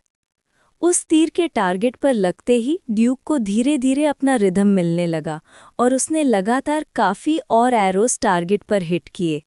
जल्द ही उसने नोटिस किया कि सिर्फ टारगेट हिट करने पर ही आर्चरी की प्रोफिशिएंसी बढ़ती है। ड्यूक ने एक और एक्सपेरिमेंट किया। वो बिल्कुल पास से शूट करने लगा जहां 100% हिट होना गारंटीड था, लेकिन उसे हैरानी हुई जब देखा कि प्रोफिशिएंसी बिल्कुल भी नहीं बढ़ी। थोड़ा पीछे हटकर उसने और टेस्टिंग की और आखिरकार उसने डिस्कवर किया कि कम से कम 15 मीटर्स का डिस्टेंस मेंटेन करना ज़रूरी है, तभी प्रोफिशिएंसी इंक्रीज होती है। इस मिनिमम डिस्टेंस पर खड़े होकर ड्यूक धीरे धीरे अपनी आर्चरी प्रोफिशिएंसी ग्राइंड करने लगा। एस्टेट में इंडिविजुअल ट्रेनिंग के लिए कोई टाइम लिमिट नहीं थी और टारगेट्स भी काफ़ी थे, इसलिए वो जितना चाहे उतनी देर तक प्रैक्टिस कर सकता था। शाम तक ड्यूक का आर्चरी लेवल अभी अपग्रेड नहीं हुआ था, पर उसे कोई जल्दी नहीं थी। प्रोग्रेस बार क्लियरली दिख रही थी। कल भी ट्रेनिंग कंटिन्यू हो सकती थी। रात के खाने के बाद ड्यूक फिर से बाहर ब्रीदिंग टेक्निक का प्रैक्टिस करने चला गया। अब उसकी ज़िंदगी सिर्फ खाना, सोना और ट्रेनिंग के बीच घूम रही थी। थोड़ी देर बाद ह्यूवन भी बाहर आ गया, जैसे दोनों के बीच बिना बोले एक साइलेंट कॉम्पिटिशन चल रहा हो। घर के अंदर बैठे कुछ लोगों ने एक दूसरे की तरफ देखा। अचानक उन्हें ऑकवर्ड फील होने लगा, जैसे अंदर आराम करना कोई गुनाह हो। बाहर उन दोनों को लगातार ट्रेनिंग करते देख उनका गिल्ट और बढ़ने लगा। 10 मिनट बाद और भी कुछ लोग बाहर आकर ट्रेनिंग ज्वाइन करने लगे। ज़्यादा टाइम नहीं लगा और 1 महीने का पर्सनल सोल्जर सिलेक्शन खत्म हो गया। ड्यूक ने इस पूरे पीरियड को दिल से एंजॉय किया। खाना पीना सब मैनर की तरफ से था, कोई सेफ्टी का टेंशन नहीं था और वो पूरा फोकस सिर्फ अपनी प्रोफिशिएंसी इम्प्रूव करने पर लगा सकता था। इस 1 महीने के इंटेंस ग्राइंडिंग के बाद ड्यूक के स्किल्स काफ़ी इम्प्रूव हो चुके थे। Scythe level 5, basic swordsmanship level 4, 553/1000, giant whale breathing technique level 1, 247/1000, riding skill level 5, archery level 5। Attributes: physics 7.1, strength 7.7, agility 7.2, spirit 8.1, free attribute points 2। इस दौरान ड्यूक ने राइडिंग और आर्चरी दोनों को मैक्स लेवल तक पहुंचा दिया, जिससे सिर्फ फिजिकल एट्रीब्यूट्स ही नहीं बढ़े, बल्कि 2 फ्री एट्रीब्यूट पॉइंट्स भी मिले। अभी ड्यूक ने उन फ्री पॉइंट्स को यूज़ करने का प्लान नहीं बनाया था। उसे लगता था कि बाद में यूज़ करना ज़्यादा कॉस्ट इफ़ेक्टिव होगा। लेकिन जायंट वेल ब्रीदिंग टेक्निक की प्रोग्रेस अभी भी काफ़ी स्लो थी। रोज़ पूरा एफर्ट देने के बाद भी प्रोफिशिएंसी सिर्फ 200 के आसपास थी। लेवल अप होने में अभी काफ़ी टाइम लगने वाला था। बेसिक स्वॉर्ड्समैनशिप उसने बस फ्री टाइम में थोड़ा बहुत प्रैक्टिस किया, क्योंकि ब्रीदिंग टेक्निक उसका ज़्यादातर स्केड्यूल ले लेती थी। इस ट्रेनिंग राउंड के बाद ड्यूक के साथ टोटल 5 लोग लो टियर नाइट अटेंडेंस बने और ऑफिशियली नाइटिंगेल टीम में ज्वाइन हो गए। ह्यूवन भी आखिरी दिन मुश्किल से ब्रीदिंग टेक्निक मास्टर कर पाया और क्वालिफाई हो गया। इन 5 को पर्सनल सोल्जर सिलेक्शन एग्ज़ाम देने की ज़रूरत नहीं पड़ी। वो सिर्फ एक साइड में खड़े होकर एग्ज़ाम ऑब्जर्व करते रहे। एग्ज़ाम एस्टेट के अंदर ही हुआ, जिसमें राइडिंग स्किल्स, आर्चरी और कॉम्बैट प्रैक्टिस शामिल थीं। 100 से ज़्यादा कैंडिडेट्स में से सिर्फ लगभग 50 लोग पास हुए और अर्ल हार्डी के पर्सनल सोल्जर्स बने। इन नए एडिशंस के साथ अर्ल हार्डी के पर्सनल सोल्जर्स की संख्या 2000 से ज़्यादा हो गई। एग्जाम देखते हुए भी ड्यूक क्वाइटली अपनी ब्रीदिंग टेक्निक प्रैक्टिस करता रहा, जिससे ह्यूवन और बाकी लोग थोड़े स्पीचलेस हो गए। ड्यूक को कोई फर्क नहीं पड़ता था, उसे इन अनरिलेटेड लोगों की सोच से कोई मतलब नहीं था। उसका फोकस सिर्फ अपने काम पर था। एग्जाम के बाद ड्यूक और बाकी लोगों ने विवियन को एक बार फिर से देखा। विवियन हमेशा की तरह फुल आर्मर में थी। हेलमेट ने उसका चेहरा पूरी तरह छुपा रखा था। ड्यूक को क्यूरियोसिटी थी। उसने सुना था कि विवियन यार्ड प्रोविंस की सबसे खूबसूरत लड़की है, लेकिन आज तक उसका चेहरा देखने का मौका नहीं मिला था। हाँ, उसकी आवाज़ ज़रूर वैसी ही थी, बिल्कुल नाइटिंगेल जैसी मधुर। अब से तुम सब नाइटिंगेल के मेंबर्स हो। ड्यूटी के अलावा तुम फ्री हो, लेकिन फेंक्यू सिटी से ज़्यादा दूर मत जाना। अगर कहीं दूर जाना हो तो पहले जॉर्ज को इन्फॉर्म करना। विवियन ने कुछ फॉर्मल बातें कहीं और फिर वहां से चली गई। उसके लिए ये सिर्फ न्यू कमर्स के सामने अपीयर होने की एक फॉर्मल ड्यूटी थी। डेली मैनेजमेंट उसकी जिम्मेदारी नहीं थी। इस सिलेक्शन पर विवियन का सिर्फ एक ही कमेंट था। अनफॉर्चुनेटली कोई सरप्राइज नहीं मिला। उसने शुरू में ड्यूक से थोड़ी उम्मीद लगाई थी, लेकिन ट्रेनिंग के एंड तक वो ब्रीदिंग टेक्निक के सेकंड लेवल तक नहीं पहुंच पाया। इस स्पीड पर ऑफिशियल नाइट बनना काफी मुश्किल लग रहा था। विवियन के जाने के बाद जॉर्ज ने नाइटिंगेल के इंटरनल रूल्स सबको समझाए। नाइटिंगेल के पास ज्यादा रूटीन काम नहीं होते थे। उनका काम ज्यादातर टेरिटरी के डिफिकल्ट मिशंस या बहुत इंपॉर्टेंट टास्क्स हैंडल करना होता था। जैसे पहले एंडलिन टाउन पर हुआ अटैक, जिसे विवियन ने खुद लीड किया था। नाइटिंगेल मेंबर्स हैब्स मैनर में रह सकते थे, जहां हर मेंबर के पास अपना प्राइवेट रूम होता था। चाहे तो बाहर भी रह सकते थे। मैनर के सारे ट्रेनिंग फैसिलिटीज नाइटिंगेल के लिए फ्री और अनरिस्ट्रिक्टेड थी। अर्ल हार्डी की एक ही एक्सपेक्टेशन थी, क्रिटिकल मोमेंट्स के लिए अपनी स्ट्रेंथ मैक्सिमम लेवल तक बढ़ाओ। ड्यूक की मंथली सैलरी 1 गोल्ड कॉइन थी, जो नाइटिंगेल में लोएस्ट थी, लेकिन स्ट्रेंथ बढ़ने पर बेनिफिट्स भी इम्प्रूव होते थे। इस जमाने में ये ट्रीटमेंट ऑलरेडी काफ़ी लग्जूरियस था। ऐसे रिवॉर्ड्स बहुत कम जॉब्स में मिलते थे। ड्यूक को एक एक्सक्विजिट लेवर आर्मर भी मिला, शोल्डर और आर्म गार्ड्स के साथ, जो उसके पुराने आर्मर से काफ़ी बेटर प्रोटेक्शन देता था। आर्मर पर नाइटिंगेल का एम्ब्लम एनग्रेव्ड था, नाइटिंगेल टीम का सिंबल। फुल आर्मर सबको नहीं मिलता था। बिजी ट्रेनिंग डेज के बाद ड्यूक पहली बार हैब्स मैनर से बाहर निकला, फेंक्यू सिटी एक्सप्लोर करने के लिए। हैब्स मैनर फेंक्यू सिटी के ईस्ट में था। मैनर से निकलते ही दूर से शहर का सिलहुएट दिख रहा था। फेंक्यू सिटी को 300 इयर्स हो चुके थे। कई जंगों से गुजरते हुए उसकी ऊंची दीवारों ने अनेक दुश्मनों को रोका था। सिटी इनर सिटी और आउटर सिटी में डिवाइडेड थी। इनर सिटी एक एंशिएंट फोर्ट्रेस थी, वहीं अर्ल हार्डी का कासल था। पूरा आउटर सिटी इसी कासल के आसपास बना हुआ था। डबल प्रोटेक्शन के साथ ये फोर्ट्रेस बिल्कुल कछुए के शेल जैसी मजबूत थी। इनर सिटी में एंट्री हर किसी को नहीं मिलती थी। नाइटिंगेल मेंबर होने के बाद भी बिना परमिशन एंट्री इम्पॉसिबल थी। आउटर सिटी अलग थी। गेट पर बस एक सिंपल चेक होता था और कोई स्पेशल रिस्ट्रिक्शन नहीं।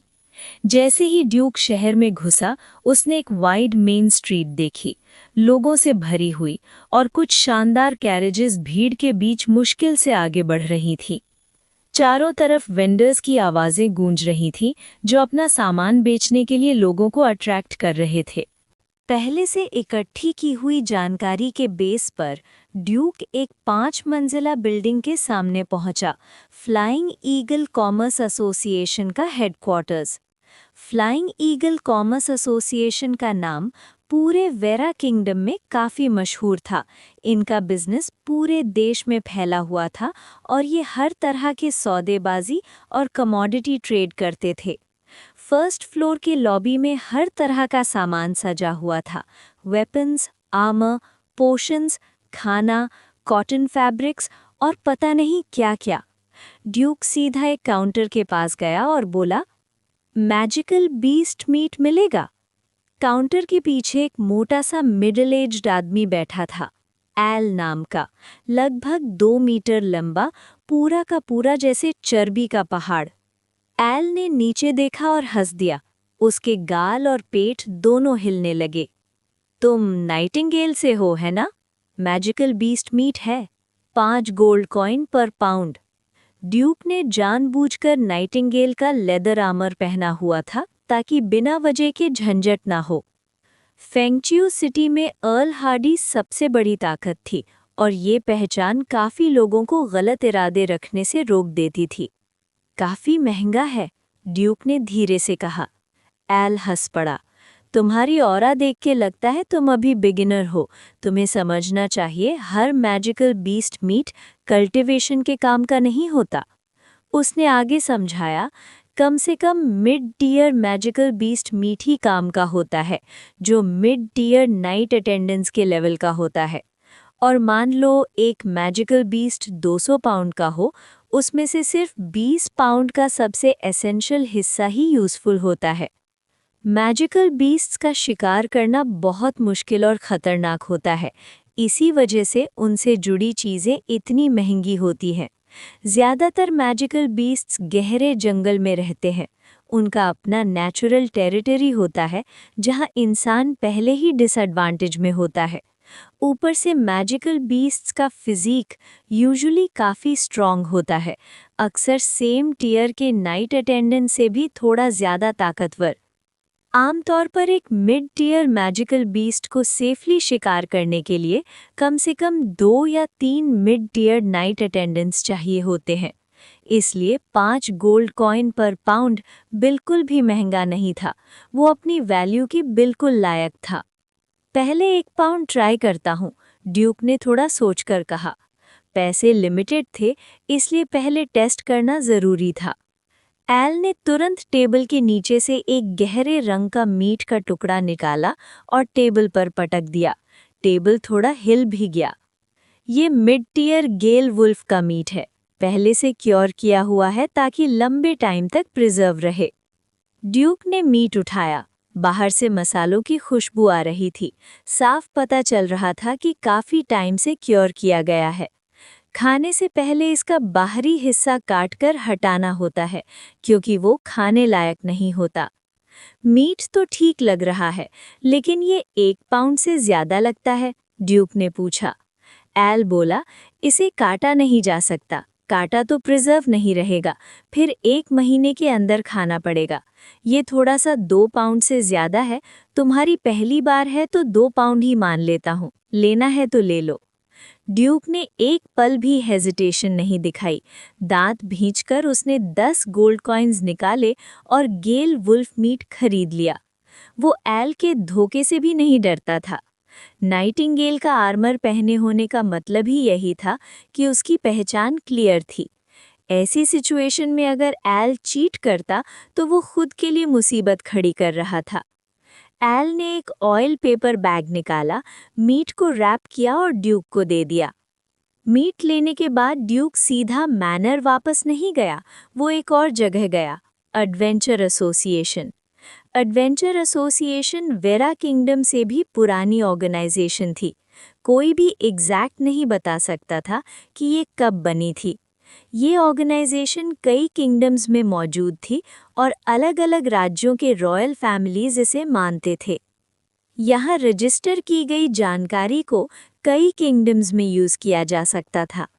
एडवेंचर एसोसिएशन का मेन काम होता था कमीशन टास्क्स लेना और उन्हें अलग-अलग एडवेंचरर्स को असाइन करना। फेंगचियू सिटी की एडवेंचर एसोसिएशन असल में एक टैवर्न थी। ये उनका एक ख़ास फीचर था। टैवर्न काफ़ी बड़ा था, लोग पी रहे थे, बातें कर रहे थे और काफ़ी शोर शराबा था। जैसे ही ड्यूक अंदर घुसा, उसे तुरंत अजीब सा महसूस हुआ। पूरा टैवर्न एक पल के लिए चुप हो गया। काफ़ी लोग उसकी तरफ देखने लगे। तब उसे रियलाइज़ हुआ, नाइटिंगेल का आर्मर पहनकर यहाँ आना गलत आइडिया था। यहाँ के काफ़ी लोग सीधे साधे नहीं थे, ज़्यादातर ग्रे एरियाज़ में काम करते थे। और अर्ल हार्डी के फॉलोअर्स का अक्सर इन एडवेंचरर्स के साथ कॉन्फ्लिक्ट रहता था। ये समझते ही ड्यूक चुपचाप पीछे हटकर बाहर निकल आया। उसका प्लान था यहाँ एडवेंचरर के तौर पर रजिस्टर करके कुछ कमीशंस लेगा ताकि पैसे कमा सके, बट अपनी आइडेंटिटी का इशू उसने पहले सोचा ही नहीं था। अगली बार जब भी आएगा उसे अपीयरेंस चेंज करनी पड़ेगी, कम से कम नाइटिंगेल का आर्मर पहने बिना, वरना वो हद से ज़्यादा दिक्कत का सेंटर बन जाता। शहर का एनवायरनमेंट थोड़ा और समझकर और दूर से अर्ल हार्डी के कैसल को देखकर ड्यूक वहां से चला गया। Hubbs manor. ड्यूक ने रैप्ड मीट निकाला, डैगर से एक छोटा सा टुकड़ा काटा, उसे खाया और फिर giant well breathing technique practice करना शुरू कर दिया ताकि मीट के अंदर मौजूद भयंकर ब्लड एनर्जी को रिफाइन और अब्जॉर्ब कर सके। जैसे ही मैजिकल बीस्ट मीट पेट में गया, उसमें छुपी भयंकर ब्लड एनर्जी पूरे शरीर में फैल गई। ब्रीदिंग टेक्निक के साथ साथ वो एनर्जी धीरे धीरे रिफाइन होती रही और बॉडी का हिस्सा बनती चली गई। You have completed one session of giant whale breathing practice, proficiency +3. You have completed one session of giant whale breathing practice, proficiency +5. Duke ने अपने माइंड के अंदर स्किल ट्री देखा और तुरंत नोटिस किया कि जायंट वेल ब्रीदिंग टेक्निक की ग्रोथ स्पीड पहले से 3 से 5 गुना ज़्यादा थी। उसने अंदाज़ा लगाया कि सिर्फ आधा महीना लगेगा सेकंड लेवल तक पहुंचने में। 2 पाउंड गेल वुल्फ मीट बिल्कुल काफ़ी होता, उसके बाद और ख़रीदना पड़ेगा। अब ड्यूक के पास सिर्फ 20 से थोड़े ज़्यादा गोल्ड कॉइन्स बचे थे। मैक्सिमम 4 पाउंड मीट के लिए काफ़ी थे, जो लगभग 2 महीने चल सकता था। जैसे ही ये पैसा ख़त्म होगा, उसकी प्रैक्टिस फिर से स्नेल स्पीड पर आ जाएगी। आधा महीने बाद giant whale breathing technique level up. Constitution +0.6, strength +0.4, agility +0.5। Giant whale breathing technique level 2, 1 out of 1300। Duke ने अपने एट्रीब्यूट्स देखे। आखिरकार इतने टाइम के बाद उसके बाकी एट्रीब्यूट्स स्पिरिट के बराबर आ गए थे। स्ट्रेंथ 8 से ऊपर पहुंच गई थी और उसे अपने शरीर के हर मसल में चेंज महसूस हो रहा था। मुट्ठी भींचकर उसे लग रहा था जैसे वो हर मसल की ताकत को एक ही पॉइंट पर इकट्ठा करके एक्सप्लोसिव पावर रिलीज कर सकता है। उसके अंदर फाइटिंग स्पिरिट भी काफ़ी मात्रा में जमा हो चुकी थी। फिजिकल स्ट्रेंथ और फाइटिंग स्पिरिट के कॉम्बिनेशन से वो अब अपने पुराने लेवल से कई गुना ज़्यादा ताकत अनलीश कर सकता था। पूरा एक टियर क्रॉस कर चुका था। ड्यूक को हल्की सी फीलिंग आई कि अगर वुड या जॉर्ज उसके सामने खड़े हो जाते तो शायद 3 राउंड्स भी नहीं झेल पाते। दोनों मिड डियर नाइट अटेंडेंट्स थे, लेकिन अब वो ड्यूक के लिए कोई थ्रेट नहीं रहे थे। Chapter 18 caveman. जब ड्यूक ने जायंट वेल ब्रीदिंग टेक्निक को सेकेंड लेवल तक प्रैक्टिस कर लिया तो उसने नोटिस किया कि स्किल ट्री पर जो हरा सा स्प्राउट था उसमें कोई बदलाव नहीं आया। ये पहले से थोड़ा अलग था। लगता है जायंट वेल ब्रीदिंग टेक्निक का लेवल कैप सच में LV5 नहीं है। ड्यूक ने अपनी पहले वाली सोच कंफर्म की। पहले जब स्किल LV2 होती थी तो स्प्राउट हरा पत्ता यानी लीफ बन जाता था, लेकिन अभी भी सिर्फ स्प्राउट ही था।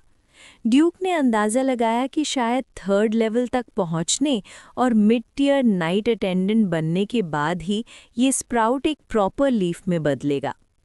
इस ब्रेक थ्रू के बाद जो मैजिकल बीस्ट मीट उसने पहले खरीदा था वो लगभग ख़त्म हो चुका था। ड्यूक का प्लान था कि अगले दिन शहर जाकर और मीट खरीदे, लेकिन बीच रात में ही उसे एक मिशन मिल गया।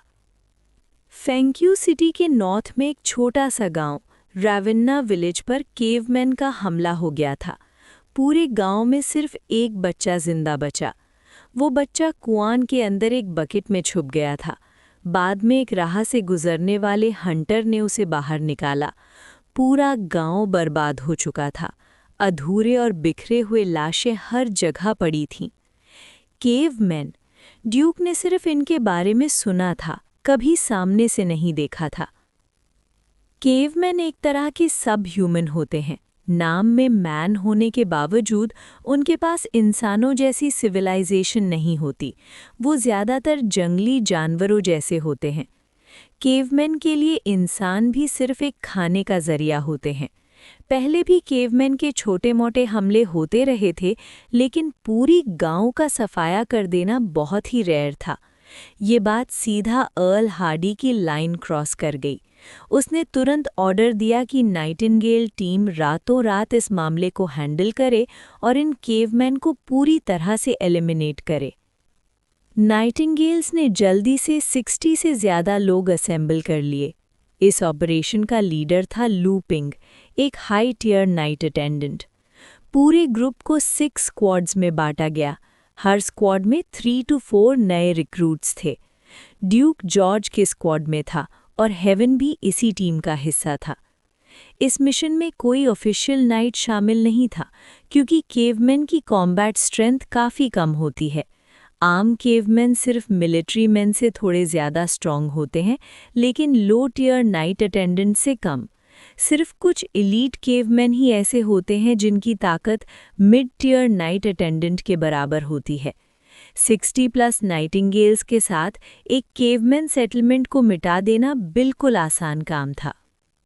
ड्यूक ने अपना लॉन्ग स्वॉर्ड और लॉन्ग बो रेडी किया, पाउच चेक किया, ड्राई रेशंस और ज़रूरी चीज़ें, एंड फिर घोड़े पर चढ़ गया। ट्रैवल के लिए सबको घोड़े दिए गए थे।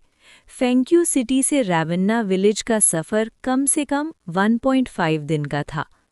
टीम रात ही निकल पड़ी और प्लान था कि अगले दिन दोपहर तक रैवेन्ना विलेज पहुंच जाएं।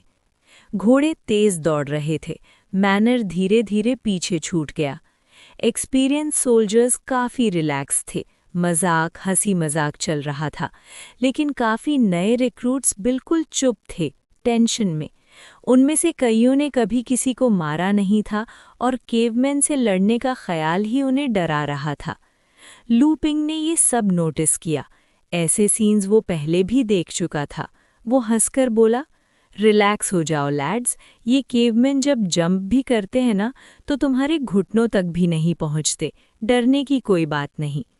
एक और एक्सपीरियंस सोल्जर ने बोला, बिल्कुल, तुम लोगों की ताकत से तो ये चीज़ें आसानी से निपट जाएंगी। और हाँ, अर्ल ने कहा है, हर केवमैन के लिए 1 गोल्ड कॉइन रिवॉर्ड है, इसलिए तेज़ हाथ चलाना। इस बात से एटमॉस्फेयर काफ़ी हल्का हो गया और नए रिक्रूट्स का डर भी थोड़ा कम हो गया। वैसे भी वेटरन्स का प्लान होता था कि वो न्यूबीज का ध्यान रखें और उन्हें किसी डेंजरस सिचुएशन में ना जाने दें। लो लेवल केवमैन नए लोगों के लिए परफेक्ट प्रैक्टिस टारगेट्स होते हैं। अगली दोपहर तक टीम रैवेन्ना विलेज पहुंच गई। पूरा गांव भयानक खामोशी में डूबा हुआ था। एक भी जिंदा इंसान नहीं था। लाशें पहले ही हटा दी गई थीं, लेकिन ज़मीन पर ताज़ा खून के निशान अभी भी मौजूद थे। ये निशान बस बयान कर रहे थे कि कुछ दिन पहले यहाँ कितना भयानक मंजर हुआ होगा। लू पिंग ने तुरंत कमांड संभाली। पेरीमीटर पर गार्ड, पेट्रोल और विजिलेंस अरेंज की गई। प्लान ये था कि रात यहीं रेस्ट करें और अगले दिन आसपास के जंगल में केवमैन के ट्रेसेस ढूंढें। कुछ एक्सपीरियंस्ड वेटरन्स को तुरंत रिकॉनेसेंस के लिए भेज दिया गया। ड्यूक गांव के अंदर घूमता रहा। ये बस एक बहुत ही सिंपल सा गांव था, इनिंग विलेज से भी छोटा। उसने ज़मीन पर उंगलियों के निशान, घसीटने के मार्क्स देखे जो सीधा जंगल की तरफ जा रहे थे। इन सब के साथ खून के दाग भी थे जो पूरी घटना को और ज़्यादा डरावना बना रहे थे। टीम ने कैंप बनाना शुरू किया, आग जलाई, खाना बनाया और छोटे शेल्टर्स तैयार किए, क्योंकि जंगल का मौसम कभी भी बदल सकता था। लगभग 2 घंटे बाद जो वेटरन स्काउटिंग पर गए थे वो लौट आए। उन्होंने जंगल के अंदर केवमैन के ट्रेसेस ढूंढ लिए थे। अंदाज़ा था कि उनकी संख्या लगभग 100 के आसपास है। लू पिंग ने थोड़ी चिंता के साथ बोला, इतनी बड़ी संख्या, कुछ तो गड़बड़ है। नॉर्मली केवमैन गहरे जंगल में रहते हैं और जंगली जानवरों का शिकार करके जिंदा रहते हैं। ऐसे इतनी बड़ी संख्या में जंगल से बाहर आना आम बात नहीं है। स्काउट्स की रिपोर्ट के हिसाब से ये केवमैन यहीं सेटल होने का प्लान कर रहे थे। ये जंगल का किनारा था, यहाँ ज़्यादा वाइल्ड एनिमल्स नहीं मिलते। इनके लिए सबसे आसान खाना था नज़दीकी इंसानी गांव। लू पिंग ने गहरी सांस ली। अच्छा हुआ हमने ये जल्दी पकड़ लिया, वरना आसपास के गांव बर्बाद हो जाते।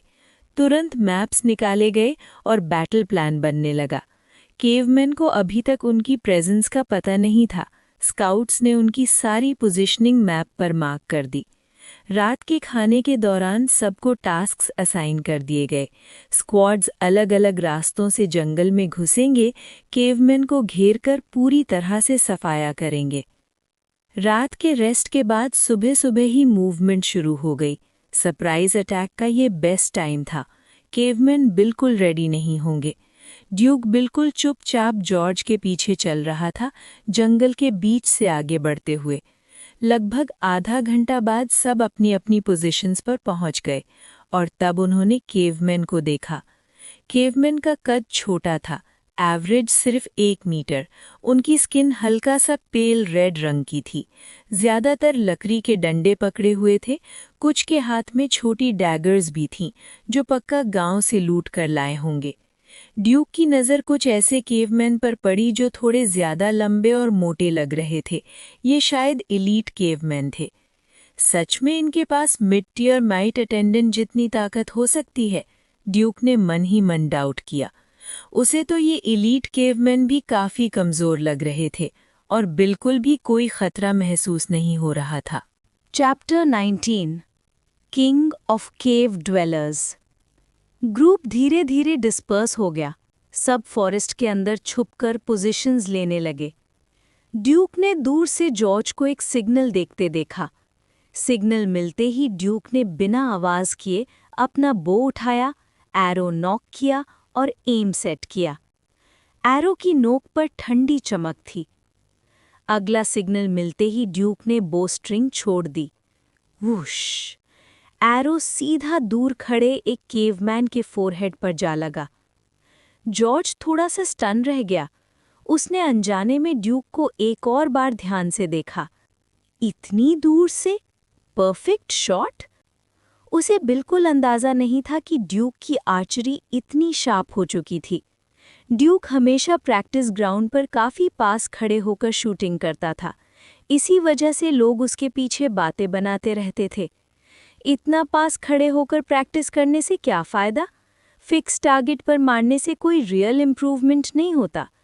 सबका मानना था कि आर्चरी इम्प्रूव करनी हो तो मूविंग टारगेट्स चाहिए। पर उन्हें क्या पता था, ड्यूक की आर्चरी ऑलरेडी एक अलग ही लेवल पर पहुंच चुकी थी। स्किल मैक्स होने के बाद बो की इफेक्टिव रेंज के अंदर ड्यूक कभी मिस नहीं करता था। वो आगे बढ़ता गया, कैजुअली बो उठाता, एरो छोड़ता और हर शॉट के साथ एक और केवमैन जमीन पर गिरता गया। मूवमेंट बिल्कुल स्मूथ था, जैसे प्रैक्टिस और इंस्टिंक्ट एक हो गए हों। ड्यूक का एम सिर्फ एक था, जल्दी से पास पहुंचना और ज्यादा से ज्यादा केवमैन खत्म करना। केवमैन सिर्फ लगभग 100 के आसपास थे, जबकि नाइटिंगेल्स के पास 7 से ज्यादा नाइट अटेंडेंट्स मौजूद थे। अगर थोड़ा भी स्लो हुए तो शायद सिर्फ कुछ ही हेड्स मिल पाते। जब ड्यूक बिल्कुल पास पहुंचा, उसने बो रख दिया और अपनी लॉन्ग स्वॉर्ड खींच ली।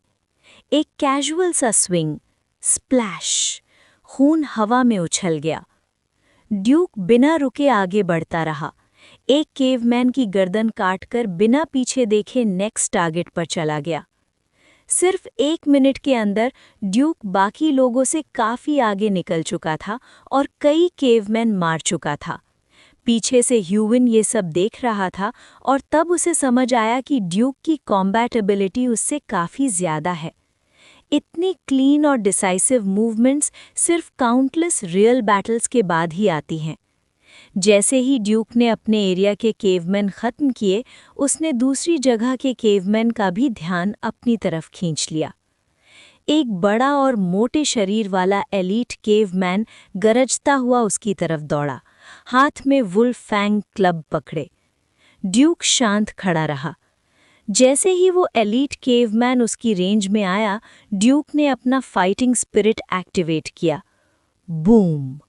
जमीन पर जोर से पांव पटका और अगले ही पल उसकी स्पीड एक्सप्लोड हो गई। एक ब्लिंक के अंदर ड्यूक केवमैन के सामने था। एलीट केवमैन रिएक्ट भी नहीं कर पाया, लॉन्ग स्वॉर्ड ऑलरेडी उसका सर काट चुकी थी। सर हवा में उछला और दूर जा गिरा। ड्यूक को एलीट केवमैन की स्ट्रेंथ टेस्ट करने का कोई शौक नहीं था। उसका गोल सिर्फ एक था, बैटल को जल्दी खत्म करना। फॉरेस्ट के बाकी हिस्सों में भी नाइटिंगेल्स केवमैन को ऑलमोस्ट क्रश कर रहे थे। केवमैन आधे नंगे थे, प्रोटेक्शन नाम की चीज नहीं, और वेपन्स भी सिर्फ crude wooden clubs. Fully armed nightingales के सामने उनका कोई चांस नहीं था। केवमैन के बीच में एक बड़ा सा केव था। उनकी पोजीशनिंग देखकर लग रहा था जैसे वो सब उस केव को गार्ड कर रहे हों। जैसे जैसे नाइटिंगेल्स अंदर घुसते गए, केव धीरे धीरे सराउंड हो गया। तभी केव के अंदर से एक फिगर बाहर निकला। वो भी केवमैन था, पर बिल्कुल अलग। लगभग 1.8 मीटर लंबा, मसल्स इतने डेवलप्ड जैसे पत्थर से तराशे गए हों। लू पिंग ने एक ही नज़र में पहचान लिया, किंग ऑफ केव ड्वेलर्स, पीछे हटो। उसकी आवाज़ सुनते ही सबके चेहरे का रंग उड़ गया। सब तुरंत रिट्रीट करने लगे। किंग ऑफ केव ड्वेलर्स, इसकी स्ट्रेंथ ऑफिशियल नाइट लेवल के बराबर होती है। केवमैन कम्युनिटीज़ में किंग का आना बहुत ही रेयर होता है। किसी को उम्मीद नहीं थी कि यहाँ एक किंग भी होगा। यहाँ सबसे हाई रैंकिंग नाइटिंगेल्स सिर्फ एडवांस्ड नाइट अटेंडेंट्स थे। डायरेक्ट कॉन्फ्रंटेशन इम्पॉसिबल था। सिर्फ नंबर्स और स्ट्रैटेजी पर ही रिलाई किया जा सकता था। सब अलर्ट थे, पर अजीब बात यह थी कि किंग ने तुरंत अटैक नहीं किया। वो भी कॉशियस लग रहा था। ड्यूक ने ध्यान से देखा। किंग के चेस्ट पर एक बड़ा सा बर्न स्कार था, काला पड़ा हुआ जैसे बिजली से जला हो। चार्ट फ्लैश क्लियरली दिख रहा था। किंग जोर जोर से सांस ले रहा था। सब समझ गए king of cave dwellers seriously injured है। ये देखकर लू पिंग का मोराल हाई हो गया।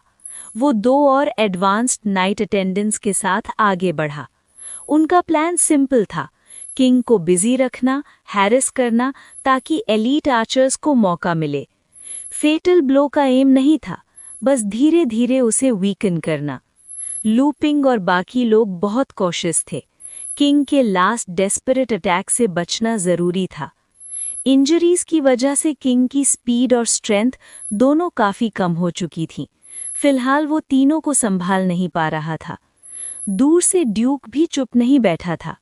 वो किंग के वीक पॉइंट्स, आंखें, कान पर प्रिसाइज एरोस चला रहा था। उसकी आर्चरी फिर से अपना कमाल दिखा रही थी। जल्द ही किंग का सर एरोस से भरा हुआ था। स्किन और बोन्स इतनी हार्ड थीं कि एरोस सिर्फ थोड़ा सा घुस पा रहे थे। फेटल नहीं, पर काफी इरिटेटिंग। 3 एडवांस्ड नाइट अटेंडेंट्स के साथ मिलकर ये हैरेसमेंट किंग के लिए नाइटमेयर बन चुकी थी। ड्यूक की कवरिंग फायर ने लू पिंग को परफेक्ट ओपनिंग दी। लू पिंग की तलवार ने किंग का पेट चीर दिया। किंग ने दर्द से भयानक हाउल की। उसी पल वुश वुश 2 एरोस सीधे किंग की दोनों आंखों में जा घुसे। किंग चीखता हुआ अपनी आंखों से एरोज निकालने लगा। बस वही मोमेंट चाहिए था। लू पिंग और बाकी दोनों नाइट अटेंडेंट्स ने एक साथ स्ट्राइक किया। Slash! King of cave dwellers का सर जमीन पर गिर गया। उसकी आंखों में अब भी 2 एरोज लगे हुए थे, बिल्कुल जैसे बलिदान के धूप के sticks. Chapter 20 called wizard. King of cave dwellers के मरने के बाद सब लोगों ने चैन की सांस ली। इवन इंजर्ड होने के बावजूद किंग ऑफ केव ड्वेलर्स को गिराने के लिए सबको मिलकर लड़ना पड़ा था। नाइट लेवल और नाइट अटेंडेंट के बीच पावर गैप अब भी बहुत ज़्यादा था। नॉर्मल सिचुएशन में नाइट अटेंडेंट के लिए नाइट लेवल एनिमी से निपटना ऑलमोस्ट इम्पॉसिबल होता है। उसके बाद सब लोग केव की तलाशी लेने लगे। जैसे ही वो केव के अंदर गए, उनके सामने एक भयानक मंजर था। आधी खाई लाशें कुछ सुखाने के लिए लटकाई हुई। केव के अंदर बदबू अनबेरेबल थी। खून और मल मूत्र की गंध मिली हुई। वेंटिलेशन बिल्कुल नहीं था। सांस लेना भी मुश्किल लग रहा था। ड्यूक और बाकी लोगों ने केव के अंदर बची सभी लाशें इकट्ठी कीं और आग लगा दी, ताकि मर चुकी आत्माओं को शांति मिल सके। उधर लूपिंग और कुछ और लोग किंग ऑफ केव ड्वेलर्स के पास खड़े होकर बात कर रहे थे। सबका ध्यान किंग के चेस्ट पर पड़े घाव पर था। ये घाव किसी नॉर्मल वेपन से लगने वाले नहीं थे। जली हुई मांस का रंग देखकर साफ लग रहा था कि ये किसी बहुत ही हाई टेम्परेचर से जला था। ड्यूक ने भी ध्यान से देखा। उसे भी लगा जैसे बिजली से जला हो। इस दुनिया में कोल्ड वेपन्स का युग है। यहाँ कोई हीट वेपन एग्जिस्ट नहीं करता। वो लाश को देखते हुए सोचने लगा, क्या ये बस किस्मत से बिजली गिरने का नतीजा हो सकता है? पर जितना वो सोचता उतना ही उसे कुछ अजीब लगता। ये निशान बिल्कुल नेचुरल लाइटनिंग स्ट्राइक जैसे नहीं लग रहे थे। लूपिंग थोड़ी देर चुप रहा, फिर बोला, लगता है किसी मैजिकल बीस्ट ने, जिसमें मैजिक पावर थी, इस किंग ऑफ केव ड्वेलर्स को गंभीर रूप से घायल किया। इसी वजह से ये केव ड्वेलर्स का झुंड अपनी जगह छोड़कर यहाँ माइग्रेट हुआ। Magic power? बाकी लोग थोड़ा घबरा गए। ड्यूक चुपचाप सुन रहा था, पर अंदर ही अंदर उसका दिमाग घूम रहा था। तो इस दुनिया में सच में मैजिक पावर एग्जिस्ट करती है? नाइट्स ऑलरेडी नॉर्मल इंसानों के दायरे से बाहर की पावर रखते हैं। ड्यूक को लगता था कि नाइट्स ही इस दुनिया की पीक स्ट्रेंथ होंगे, पर अब मैजिकल बीस्ट्स के मैजिक पावर के बारे में सुनना अनएक्सपेक्टेड था। अगर मैजिकल बीस्ट्स के पास मैजिक हो सकती है, तो शायद इंसानों में भी कुछ ऐसे लोग होंगे। ये सोचकर ड्यूक ने पूछा, क्या ऑफिशियल नाइट्स ऐसे मैजिकल बीस्ट्स का सामना कर सकते हैं? लूपिंग ने थोड़ा सोचा और बोला, ये बीस्ट के रैंक पर डिपेंड करता है। अगर नाइट लेवल मैजिकल बीस्ट हुआ तो एवरेज ऑफिशियल नाइट के जीतने के चांसेस लगभग 0 होते हैं। हाई रैंक मैजिकल बीस्ट्स के ऊपर होते हैं नाइट लेवल बीस्ट्स, जिन्हें रैंक बीस्ट्स कहा जाता है, और उनसे भी ऊपर होते हैं legendary extra ordinary beasts. Duke को धीरे धीरे समझ आने लगा कि मैजिक पावर कितनी ट्रबलसम चीज़ है। आर्मर तलवार और तीर से बचा सकता है, पर मैजिक से नहीं। जैसे इस लाश के सीने पर बिजली के निशान, कोई आर्मर ऐसी चीज़ को रोक ही नहीं सकता। इस पावर के सामने इवन ऑफिशियल नाइट भी बिल्कुल नंगा ही होता है। मैजिक यूज़ करने वाले मैजिकल बीस्ट्स बहुत ही रेयर होते हैं। वेरा किंगडम में ऐसे बीस्ट्स दशकों से नहीं दिखे थे। लूपिंग और बाकी सबके चेहरे गंभीर हो गए। इस बात को तुरंत रिपोर्ट करना ज़रूरी था, ताकि पहले से ही सॉल्यूशन सोची जा सके। अगर सच में मैजिकल बीस्ट्स वापस आए तो एक और भयानक युद्ध छिड़ सकता है। इस बीच ड्यूक के दिमाग में एक और सवाल आया। उसने पूछा, क्या इंसान भी मैजिक पावर यूज़ कर सकते हैं? लूपिंग थोड़ा रुककर बोला, अफवाहें हैं। ऐसे लोगों की कहानियाँ मिलती हैं जो हवा बुला सकते हैं, बारिश ला सकते हैं, दुनिया बदल सकते हैं, कुछ भी कर सकते हैं, पर वो सब सिर्फ लेजेंड्स हैं। सच हो भी सकती हैं या नहीं भी। इन लेजेंड्स में उन लोगों को विज़र्ड्स कहा जाता है। विज़र्ड्स, ड्यूक ने मन ही मन सोचा। उसे पुरानी किताबों और कहानियों को पढ़ना होगा। अगर नाइट्स जैसे एक्स्ट्राऑर्डिनरी लोग एग्जिस्ट करते हैं, तो विज़र्ड्स सिर्फ कहानी भी हो सकते हैं, या फिर सच। लेजेंड्स के मुताबिक इस दुनिया को विज़र्ड्स ने बनाया था। लूपिंग हंसते हुए बोला, पर ये सब बस कहानियां हैं। दुनिया बनाना तो भगवान का काम होता है। केव ड्वेलर्स का इंसिडेंट खत्म होने के बाद नाइटिंगेल का ग्रुप फेंक्यू सिटी लौट आया, रिवॉर्ड लेने के लिए। रूल्स के हिसाब से एक केव ड्वेलर को मारने पर 1 गोल्ड कॉइन मिलता है। एलीट केव ड्वेलर्स के लिए रिवॉर्ड 3 गोल्ड कॉइन्स का था। ड्यूक ने अकेले 55 गोल्ड कॉइन्स कमाए, जिसमें से 30 गोल्ड कॉइन्स सिर्फ किंग ऑफ केव ड्वेलर्स को मारने में मदद के लिए मिले। रिवॉर्ड लेने के बाद उसकी पाउच फिर से भर गई। अब उसके पास 70 से ज़्यादा गोल्ड कॉइन्स थे। लूपिंग तुरंत अर्ल हार्डी को रिपोर्ट देने चला गया, पूरा इंसिडेंट, वूंड्स की डिटेल्स और अपनी सभी थ्योरीज के साथ। ड्यूक को डिटेल्स जानने का मौका नहीं मिला। उसने अपना पैसा लिया और सीधा फेंक्यू सिटी चला गया। वहां उसने एक ही बार में 10 pound pre-cured magical beast meat खरीद ली। कुछ छोटे पीसेस अलग से लिए डेली मील्स के लिए। अंदाज़ा लगाया गया था कि महीने के 4-5 पाउंड मीट काफ़ी होता है। 10 पाउंड्स मतलब लगभग 2 महीने की ट्रेनिंग सप्लाई। इसके बाद ड्यूक के कुछ दिन शांत ट्रेनिंग में बीत गए। कोई नया मिशन नहीं आया, तो एक दिन उसने वुड से मिला हुआ आउटफिट पहना और फेंक्यू सिटी निकल गया। वो फिर से एडवेंचरर्स टैवर्न पहुंचा। उसने बटर बियर का एक मग ऑर्डर किया और एक खाली टेबल पर बैठ गया। टैवर्न बिल्कुल जिंदा था, हर तरफ आवाज़ों का शोर। एडवेंचरर्स ग्रुप्स में बैठे थे, अपनी अपनी बातें कर रहे थे। कुछ तो ज्यादा पी चुके थे और उनकी आवाज़ काफ़ी तेज थी, कानों में गूंज पैदा हो रही थी। ड्यूक ने पूरी कोशिश की कि इस केओस में से कोई यूज़फुल इन्फॉर्मेशन चुनी जा सके। तभी उसकी नज़र एक मिन्स्ट्रल पर पड़ी, जिसके इर्द गिर्द काफ़ी लोग इकट्ठा थे। मिन्स्ट्रल्स असल में घूमने फिरने वाले कहानी सुनाने वाले होते हैं। हर जगह घूमते, गाने और कहानियों से रोज़ी कमाते। लोग उन्हें एक ड्रिंक पिला देते हैं और बदले में वो दूर दराज की कहानियाँ सुनाते। ज्यादा लोग कभी अपनी जगह से दूर नहीं जाते और बाहर की दुनिया के बारे में उन्हें कुछ खास पता नहीं होता। इसलिए जब कोई मिन्स्ट्रल मिलता है, क्यूरियोसिटी अपने आप जाग जाती है। ड्यूक भी रुक गया और जैसे ही उसने सुना, मिन्स्ट्रल विज़र्ड्स के बारे में बोल रहा था। ऑफिशियल नाइट्स काफ़ी इम्प्रेसिव लगते हैं, है ना? पर क्या तुम जानते हो, बहुत बहुत पहले ग्रेट नाइट्स भी सिर्फ विज़र्ड्स के अटेंडेंस हुआ करते थे। बकवास है, एक दाढ़ी वाला आदमी बोल उठा।